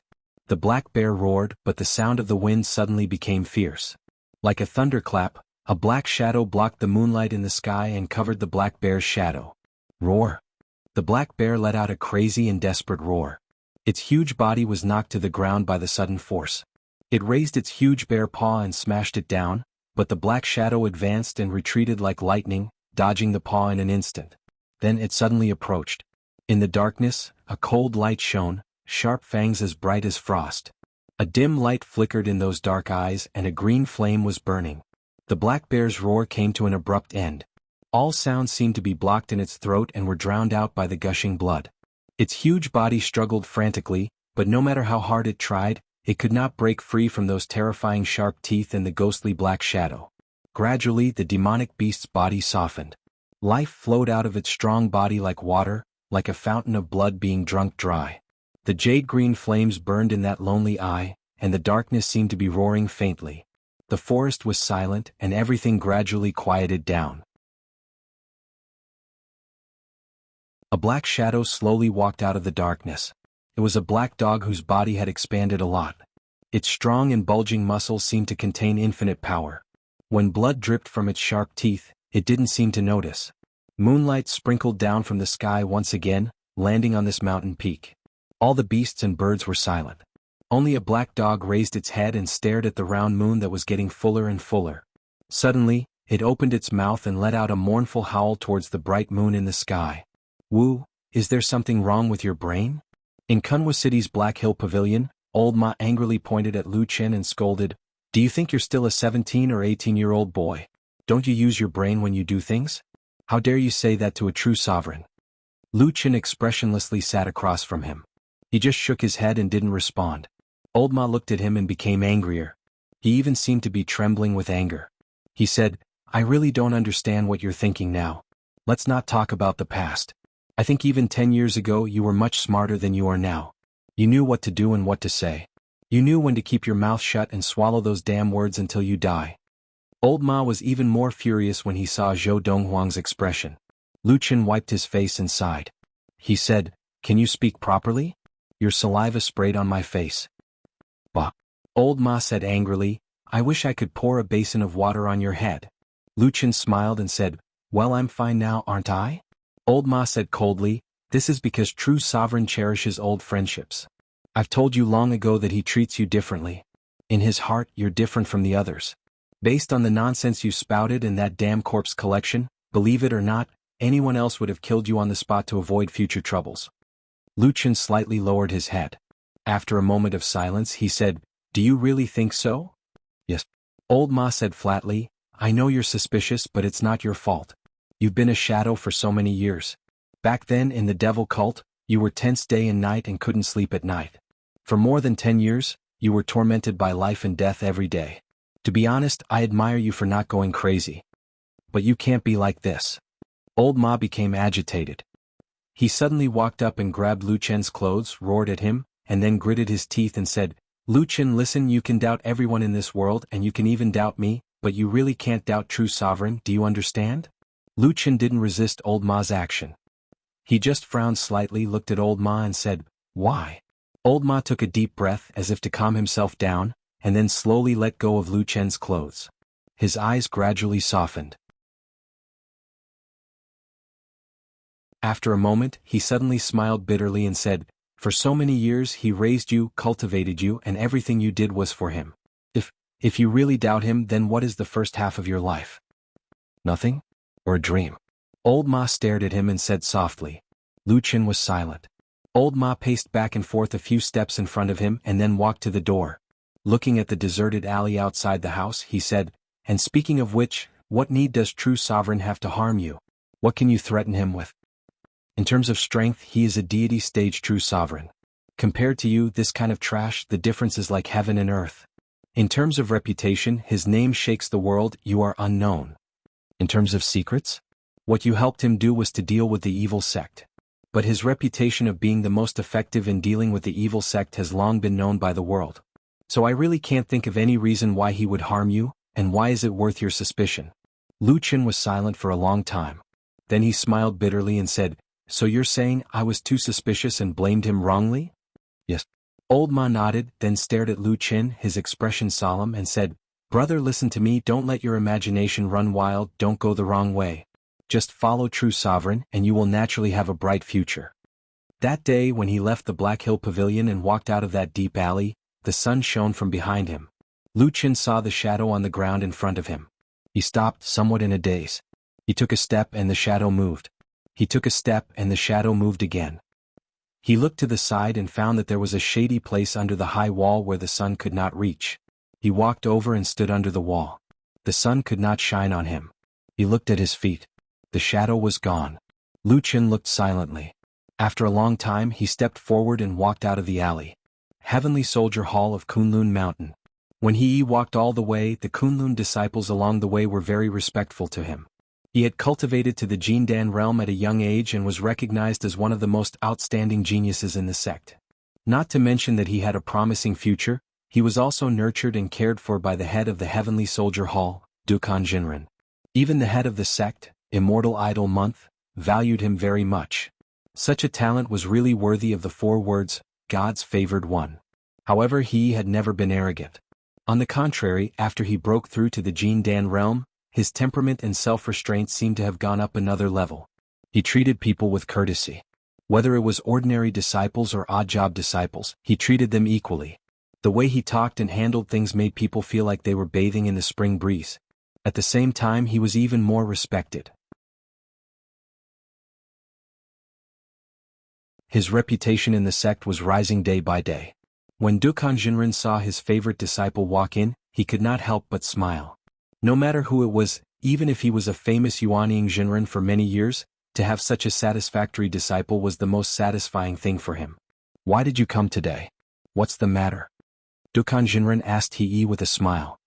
Hei respectfully bowed to his master as usual before he spoke. Dao Master Dukong laughed and helped him up. Then he said, "There are no outsiders here. So you don't need to be so polite." He straightened his body, smiled and said, "It's what I should do." After speaking, he straightened his expression and said to Dukan Jinren, "Master, I really have something that I need to report to you." "And say it." He took out a piece of cloth from his bosom and passed it to Dukan Jinren. Dukan Jinren unfolded it. It was a rubbing of a pattern. The pattern was twisted and complicated. It looked vaguely familiar. He could not help but was stunned. "What is this?" He said, "Ever since I caught that evil faction spy, disciple was inspired. I once again carefully investigated the first case of He Changxing's murder. Finally by chance I found this pattern." Dukan Jinren's spirit was roused. "What does this pattern mean? Do you know?" He said, "Disciple is very familiar with the evil faction's secret language. I can tell that the meaning of this secret pattern is, on the night of the full moon, we will meet at the same place." Dukan Jinren suddenly stood up. "Really?" He nodded and said, "That's true. And this secret pattern is much more brilliant than the one used by the evil faction spy. In addition to the reincarnation formation that appeared, it must be an important person from the evil faction lurking in our Kunlun party." Dukan Jinren beamed with joy. He patted Hei's shoulder hard. "You are indeed my good disciple. You will have a great merit. He smiled. Actually, disciple came here this time to report to master. With my meager skills, I'm afraid I may not be able to accomplish such a big thing. Perhaps if we really have to capture this person, master will have to do it yourself. Therefore, the one who deserves the greatest credit should be you, master. Dukan Jinren was shocked. Me? He nodded his head. It has to be you.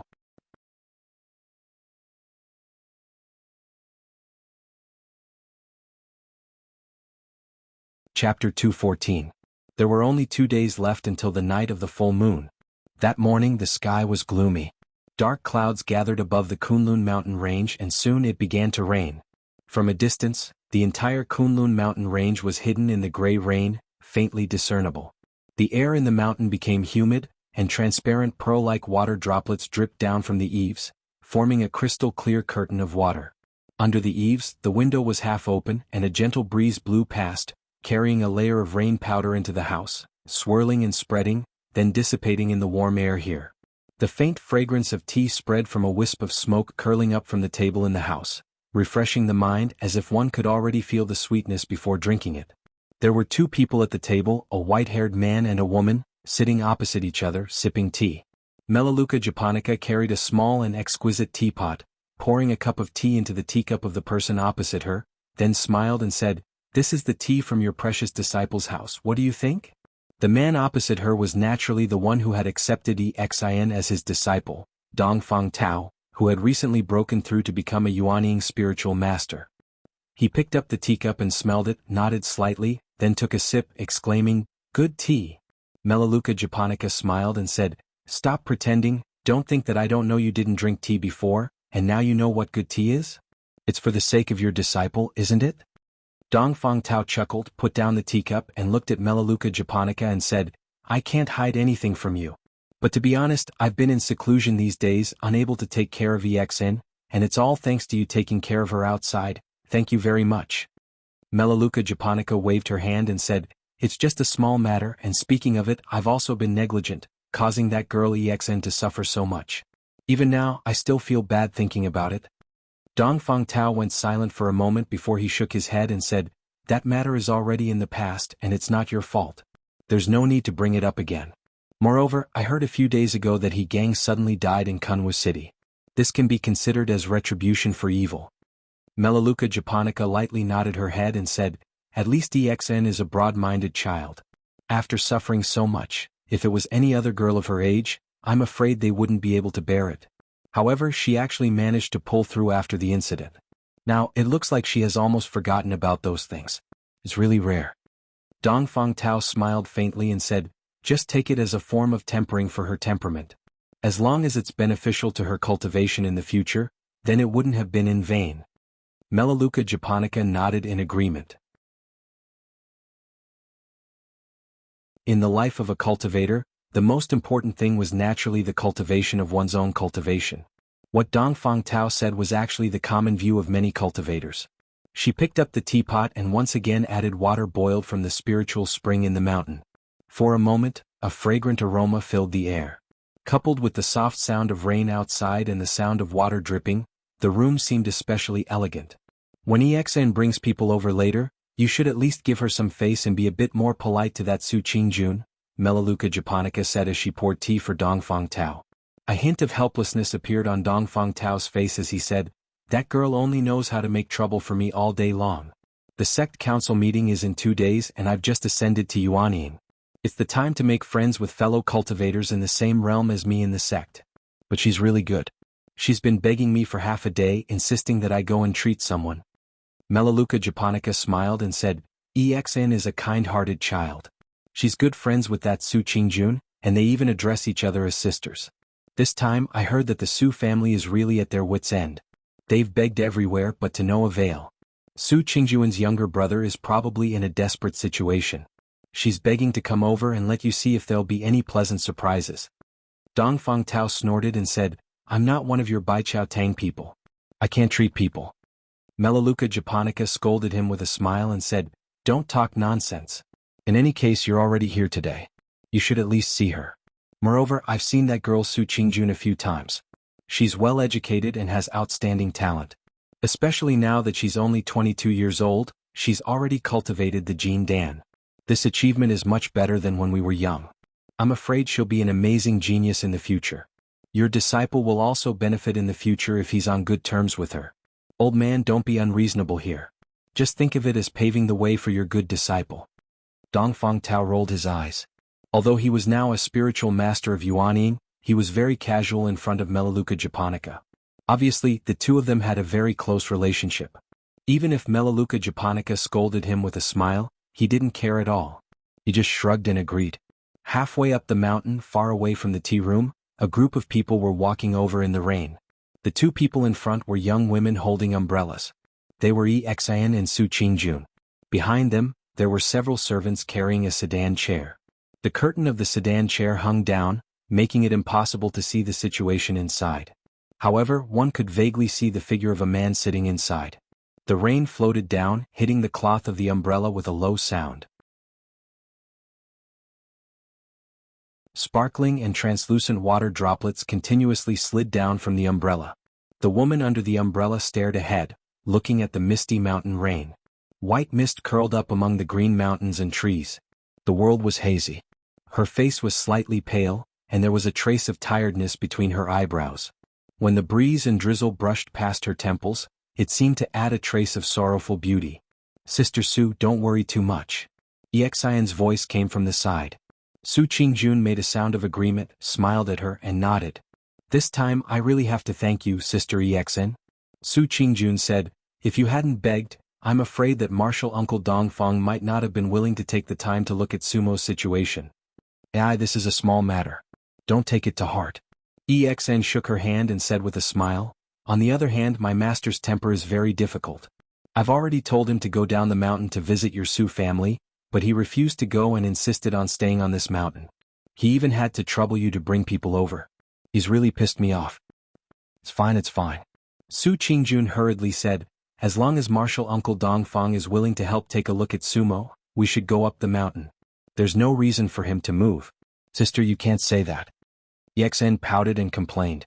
It seemed that she was still somewhat dissatisfied with her master. However, she quickly turned to something else and moved closer to Su Qingjun. She lowered her voice and said, Sister Su, these troubles are actually nothing. It's fine as long as he can be cured. But I'm afraid that if... Su Qingjun sighed, but her expression didn't change at all. She only smiled bitterly and said, Sister, you should know about my current situation. I've invited quite a few seniors of the sect to take a look, but none of them can do anything. Today I've asked to see Martial Uncle Dongfang, but it's actually a desperate attempt. I'm just holding on to a sliver of hope. If there's really no way to cure him, then it's Sumo's fate. I can't ask for anything more. Let him be. Yexian nodded. There was a hint of sympathy in her eyes. She turned around and saw the shadow of a house in front of her. She hurriedly said, It's right in front. We'll be there soon. Su Qingjun looked at the house that had appeared in front of her. The scene that she had seen that day when she and Lu Chen had gone to the martyr's grave together suddenly appeared before her eyes. In the dark and mysterious courtyard of the martyr's grave, Dongfang Tao and the corpse watcher had engaged in a short but intense battle. Sumo's mind had been damaged, sometimes good, sometimes bad. The root cause of everything had clearly started from that martyr's grave. However, due to the current situation, the Su family could not pursue the matter further. It was just that when she had searched everywhere for experts to treat her to no avail and everyone in the family had almost given up all hope, Su Qingjun thought of Dongfang Tao. Although she didn't know much about this newly ascended nascent soul Taoist master, from what she had seen that day, Dongfang Tao seemed to have some unknown relationship with that grave and that mysterious corpse watcher. Perhaps, a miracle would happen if she came to his place? Su Qingjun did not know. She could only come here with this last bit of hope. At home, her father was haggard and her mother was sad. Right now, she could only rely on herself. However, at this time she did not know why. In this clear and cold misty rain that was falling from the mountains, as she walked in the pitter-patter of rain with an umbrella, she suddenly thought of Lu Chen. That morning, he had still been by her side as they walked together to that dark martyr's grave. Now that she thought about it, although she was worried at that time, perhaps there was still some inadvertent warmth in her heart. Where is he now?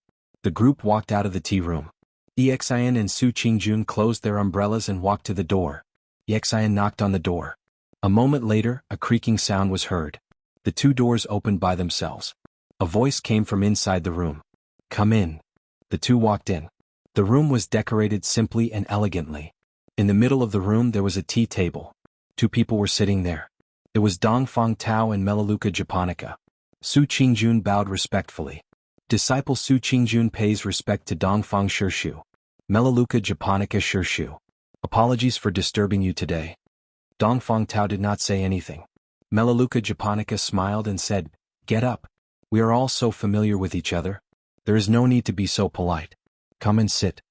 Exan, who was at the side, had already run over to Dongfang Tao's side. She grabbed one of his hands and said coquettishly, "Master, don't forget what you promised me. You must take a good look at Sister Su." All right. I know." Dongfang Tao was obviously very fond of Exan. He shook his head helplessly. Then he looked at Su Qingjun. He looked her up and down. He smiled and said, "You are Su Qingjun. I have long heard that senior brother Mohara has accepted a good disciple. Seeing you today, you really live up to your reputation. You are really a talented genius." Su Qingjun blushed. She bowed her head and said, "Shirshu is too kind." Dongfang Tao smiled gently at Su Qingjun. "Yexian has already told me everything. Don't worry. I will naturally do my best to help you take a look at your brother. Get someone to bring him in." Su Qingjun's face lit up. She said gratefully, "Thank you, Shirshu."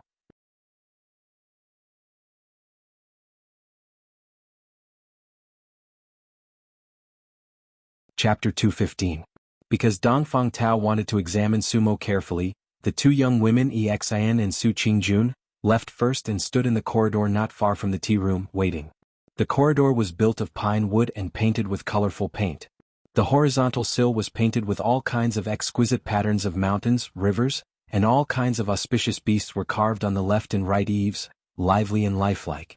Outside the corridor there were all kinds of trees, tall and straight. The leaves of the closest banana trees had been washed by the rain until they were verdant and tender. It was a very lovable sight.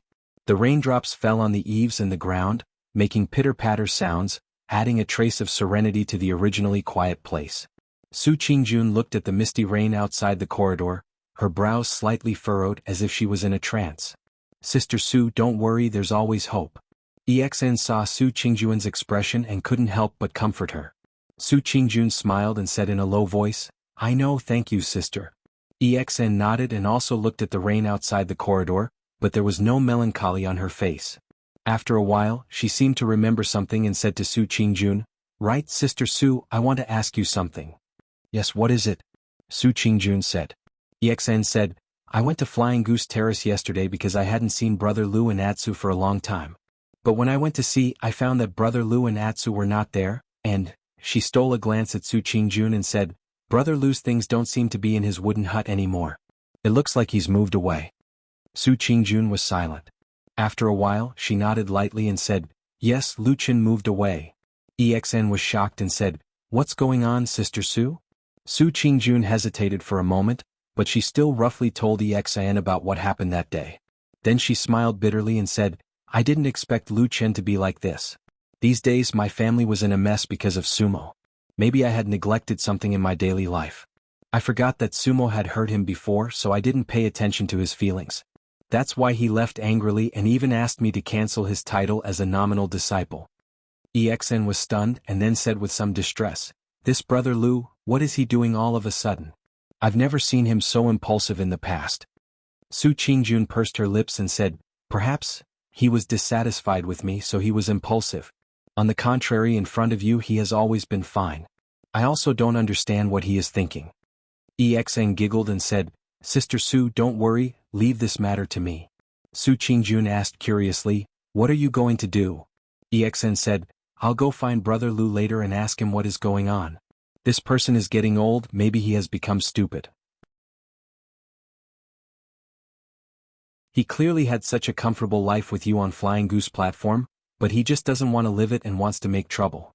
I have to scold him to wake him up." As she said that, she pursed her lips and looked a little unconvinced as she complained, "Look at him, he still calls me stupid all day long. The most stupid person should be himself." Although Su Qingjun was worried about Sumo's injury at the moment and was not in a good mood, she looked at Exan and could not help but laugh. She shook her head and said with a smile, "You too, why do you always say others are stupid?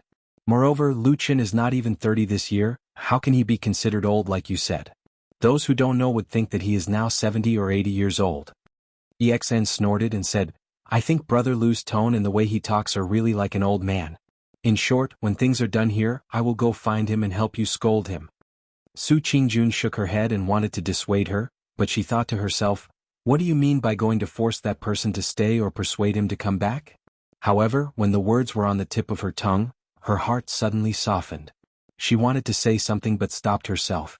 In the end, she laughed bitterly and thought to herself, "Go ahead, I still have a lot of things to do here. I can't care so much.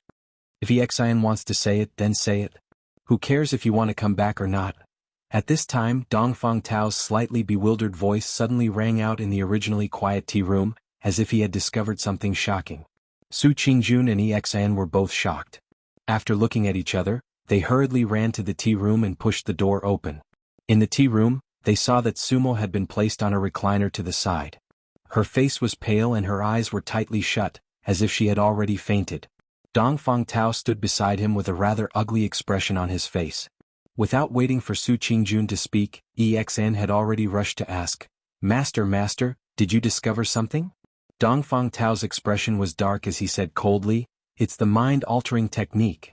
Su Qingjun was shocked at first, then overjoyed. Although many of the seniors of the sect who had seen Sumo in the past could tell that Sumo's mind had been damaged, they could not tell what method it was. Only today, when Dongfang Tao examined her, was able to directly tell what technique Sumo had endured. This had never happened before. At this moment, Su Qingjuan's originally somewhat despaired mood seemed to suddenly see a glimmer of light in the darkness. She could not help but become excited. On the side, EXN asked in confusion, "The mind-altering technique? What is that?" Dongfang Tao frowned and ignored his disciple. After thinking for a moment, he turned to face Su Qingjun. A trace of anticipation appeared on Su Qingjuan's face as she nervously looked at spiritual master Yuanying. "Uncle Master Dongfang, can Sumo still be saved?" Dongfang Tao hesitated for a moment, then said in a low voice, "Your brother has been inflicted with an extremely overbearing mind-altering technique. Because his cultivation is too low, the overbearing spiritual energy rushed into his brain and damaged his mind." Su Qingjun secretly clenched her fists. "Uncle Master Dongfang, please save him." Dongfang Tao was silent for a moment, then said, "I can see the cause of his illness, but I cannot cure the mind-altering technique. However, I know who can, but that person's temper is strange, I'm afraid." Su Qingjun bowed down. "Uncle Master, please save my brother. No matter the price, the Su family will do our best." Dongfang Tao frowned and paced back and forth in the room. After a moment, he looked at EXIN with a deep gaze. EXIN was puzzled by her master's gaze and asked in surprise, "Master, why are you looking at me? Quickly help Sister Su." Dongfang Tao smiled bitterly, shook his head and sighed, then said to Su Qingjun, "Fine, I'll give up my old face and help you. If I'm lucky, I might be able to get an antidote for you." Su Qingjuan's face was filled with gratitude and joy as she nodded repeatedly, "Thank you, Uncle Master." Dongfang Tao took a deep breath, then walked towards the door of the tea room with his hands behind his back. Melaleuca Japonica looked at him with some concern, walked over and whispered, "Are you all right?" "I'm fine, at most we'll fight again," Dongfang Tao said lightly. "Anyway, I'm Yuanying now, he can't beat me." EXN was a warm-hearted and good girl who kept her word. After Dongfang Tao had left, she waited idly, and since she had nothing to do, she left the tea room and descended the mountain to look for Luchin. However, Luchin had now left Flying Goose Terrace. According to Su Qingjun, when he left that day, he only said that they were no longer master and disciple, but did not mention a word about his future plans. Therefore, Su Qingjun herself did not know where Luchin had gone. In this huge Kunlun mountain, there were almost 100,000 odd-job disciples. If she really wanted to look for them one by one, it would be like looking for a needle in a haystack. However, of course, EXIN was not such a stupid girl. People who usually said that she was stupid were slandering her, such as that old man, called Luchin. EXIN scolded Luchin in her heart to vent her anger, then quickly thought of a way. Based on her understanding of Luchin, if she wanted to find Luchin now, other than Flying Goose Terrace, there were a few other places. She went to Flowing Fragrance Garden, but unfortunately, there was no harvest. She went to Stone Mountain, but also did not see him. Exin ran to the mountain gate, ran to the mountain pavilion where she first met Lu Chen on Kunlun Mountain, and also did not see his shadow. This man seemed to suddenly disappear from the Kunlun party, no one noticed and no one knew. Where did he go? Later, Exin suddenly thought that no matter what, even if this person left Flying Goose Terrace, he would still have to find a place to live in the Kunlun Mountain. Therefore she quickly thought of the house that Lu Chen used to live in. She ran over excitedly, but saw that the door of Lu Chen's old house was guarded by an iron general, and it was covered with dust. Obviously no one lived here. Turning around the back of the house she could actually see a small dog hole. A long time ago Black Dog came in and out of this place. Exin was a little discouraged. For the first time she felt that this brother Lu seemed to be hiding in a secret place and she could not find him. When she thought of how she had boasted in front of Su Qingjuan's sister Su, Exin felt a little embarrassed, but there was nothing she could do. She just sighed, turned around and left. This place was the residential area of the part-time disciples, and many houses were occupied. They used to be Lu Chen's neighbors. But now it was daytime and most of the people had already left to work. There were not many people left and there were only a few lonely houses. As she was walking, Exin suddenly stopped. She saw a strange-looking house in the distance. Compared to the surrounding houses, that house looked especially cold and dilapidated. Exin suddenly felt that it was a little familiar, and walked in the direction of that house for a distance. When she got closer she suddenly remembered that this house used to belong to He Changxing. Later, after the vicious devil cult spies killed He Changxing, this house was abandoned here for some reason. She was looking at the house in a daze. Suddenly, a hand stretched out from behind her, and gently patted her shoulder. Exin was startled and jumped up in fright, shouting loudly, "Who? Who is it?"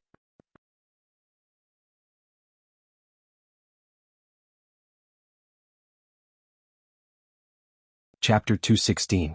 The surroundings were cold and quiet. Anyone would be scared to death if they were suddenly patted on the back like this. Exin's heart was in her throat. She turned around and saw a person standing behind her. It was Lu Chen, whom she had been looking for a long time. "Ah, it's you, brother Lu?" Exin called out subconsciously. Lu Chen smiled and said, "Isn't it me? What about you? What are you doing here?" He looked around and his eyes stopped for a moment on the abandoned house where the dead person used to live. He said to Exin, "No one usually comes here. I heard that after the person died, the house is often haunted in the middle of the night." Exin's body trembled again, and even her face turned pale. But she soon found that Lu Chen was smiling. She immediately reacted and became angry. She hit his arm hard and said angrily, "You scared me again." Lu Chen laughed. For some reason looking at Exin made him feel better. He smiled and said, "I heard it but I haven't seen it." "Oh, you haven't told me why you are here." "To look for you." Exin glared at him. She gnashed her teeth in hatred and said, "Do you know how many places I've been looking for you today? Let's not talk about the Flying Goose Terrace. I've gone to the Fragrance Garden and Rock Mountain one by one, but I didn't see your shadow." Lu Chen was startled. He stopped smiling and said with some surprise, "So urgent? Why are you looking for me?" "Yes, I have something." Exin said, "I heard that you and Sister Su had a falling out. Not only did you leave with your bag, but you also asked Sister Su to cancel the nominal master-disciple relationship?" Lu Chen nodded and said, "That's true." Exin stamped her feet and said, "I say, why are you so stupid? Do you know what kind of person Sister Su is now? In the whole Kunlun Mountain, there are at least 99,900 odd job disciples who are crying and begging to be her disciple. But you ran away by yourself?" Lu Chen smiled and said, "Did Su Qingjun ask you to come see me?" "Bah, in your dreams." Exin looked at his disappointed face and said angrily, "Of course it's impossible. Sister Su is now the youngest Jin Dan friar in the Kunlun party. She has a bright future and is even likely to become Yuanying Jinren. Do you think she will really value an ordinary disciple like you?" Lu Chen said, "Oh." Exin patted her forehead. It seemed that she was completely speechless because of Lu Chen's fearless look. After a while she said, "Brother Lu, listen to my advice. Go back and apologize to Sister Su. A man should know when to yield and when to stand tall. What's there to be afraid of? Moreover, I can see that big Sister Su has good intentions towards you. As long as you give in a little and I help you put in a few good words, you will definitely be able to make her retract her order." As she said that, she rolled her eyes again and suddenly laughed. She pulled Lu Chen and whispered, "Brother Lu, why don't you pretend again and say that you have encountered some tragic and sad thing and shed some tears? I guarantee that Sister Sue will definitely not be able to bear it and will definitely take you back. Nonsense. Lu Qin said seriously, a man should bleed but not shed tears. You actually want me to cry? Oh, I said it's just an act. EXN glared at Lu Qin, then encouraged him with a grin. Go. You can't go wrong listening to me. I'm doing this for your own good. Otherwise, when you get older in the future without a backer or something, it will be difficult to survive in this mountain. I tell you. Lu Qin looked at EXIN's face and his eyes gradually became warm. He smiled and said, you actually think so far. EXN grumpily said, everyone would think like that, okay? I say you are a little strange recently. I always feel that you are becoming more and more stupid. Maybe it's because you are getting older. Lu Qin laughed and looked at her, shaking his head and said, if that's the case, then when I am old in the future, I will look for you to be my backer and let you raise me. Is that okay? EXN was stunned and said in surprise, me? Lu Qin nodded and said, yes, aren't you also a disciple of Yuanying Jinren? In the future you will definitely not be bad, is that okay? This. EXN seemed to have never thought about this problem. She thought for a while and said with some distress, if you put it like that, it seems that it is okay. But Sister Sue's talent and future is much better than mine. To be honest, you should still follow her to have a future. If you really can't do it, then you can look for me. When she said the last sentence, EXIN's cheeks suddenly seemed to brighten a little. She looked a little proud. She raised her head and put her hands on her hips and said, hey, you come call me master for me to hear. Lu Qin laughed and put his hand on her head and pushed her away. He scolded with a smile, little girl, you have learned bad things. EXN took a step back and pouted her head. But very quickly she became happy again and said to Lu Qin, hey, I won't joke anymore, brother Lu. Listen to me and go talk to Sister Sue. This will really benefit your status as an odd job disciple. Lu Qin thought for a while and looked at EXIN's eyes that were full of expectation. He smiled and nodded, all right, I will listen to you. But these 2 days are the sect council meeting. The mountain is busy. She is Jean Dan Friar, so she will probably be busy too. After these few days we will go look for her together. EXN thought for a while and said, well, this is also good. Sister Sue has been really busy recently. Today she even sent her brother to Melaleuca Japonica Martial Ant's tea room to ask my master to help treat him. Then in a few days I will look for you. Lu Qin smiled and said, all right, it's a deal. EXN waved to him and turned to leave. After 2 steps she suddenly turned back and asked, oh right, brother Lu, I haven't seen Atsu recently. How is it? Lu Qin said, it's very good. It eats well and runs fast. It's so wild outside all day that it doesn't want to go home. EXN smiled and continued to walk forward. This time, after walking for about a few feet, she stopped again and shouted to Lu Qin, brother Lu, where do you live now? I can't find you. Lu Qin was startled for a moment, then smiled and said, it's okay. I will look for you when the time comes. EXN smiled and nodded, then turned and left. Seeing that EXN was getting further and further away, even her figure gradually disappeared from his sight. The smile on Lu Qin's face slowly faded. He looked up at the sky. The continuous drizzle was still falling, drenching the houses in the forest. He turned around and quietly looked at the abandoned wooden house. Then he walked forward, turned a corner in the middle, and walked into the very wide forest in the distance. Like in the past, the forest was very quiet, but this time there was a little more sound of rain beating on the leaves than usual. Walking into the forest, the rain suddenly became less heavy, but the air in the forest was very humid. It seemed that everywhere was wet, and the rain kept dripping from the branches and leaves in the high places. Lu Qin was like a ghost, moving silently in the forest. Even if he occasionally passed by the wet ground, he didn't know what method he used, but he didn't leave any footprints. He didn't know how long he walked, but he finally saw the big rock in the depths of the forest, as well as the big tree that was different from the surrounding trees. The forest was abnormally quiet and the wet rain fell.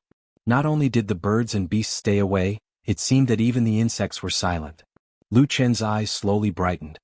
His gaze swept across the surrounding ground, looking at every tree and even every piece of gravel and weed, not sparing a single strand of grass.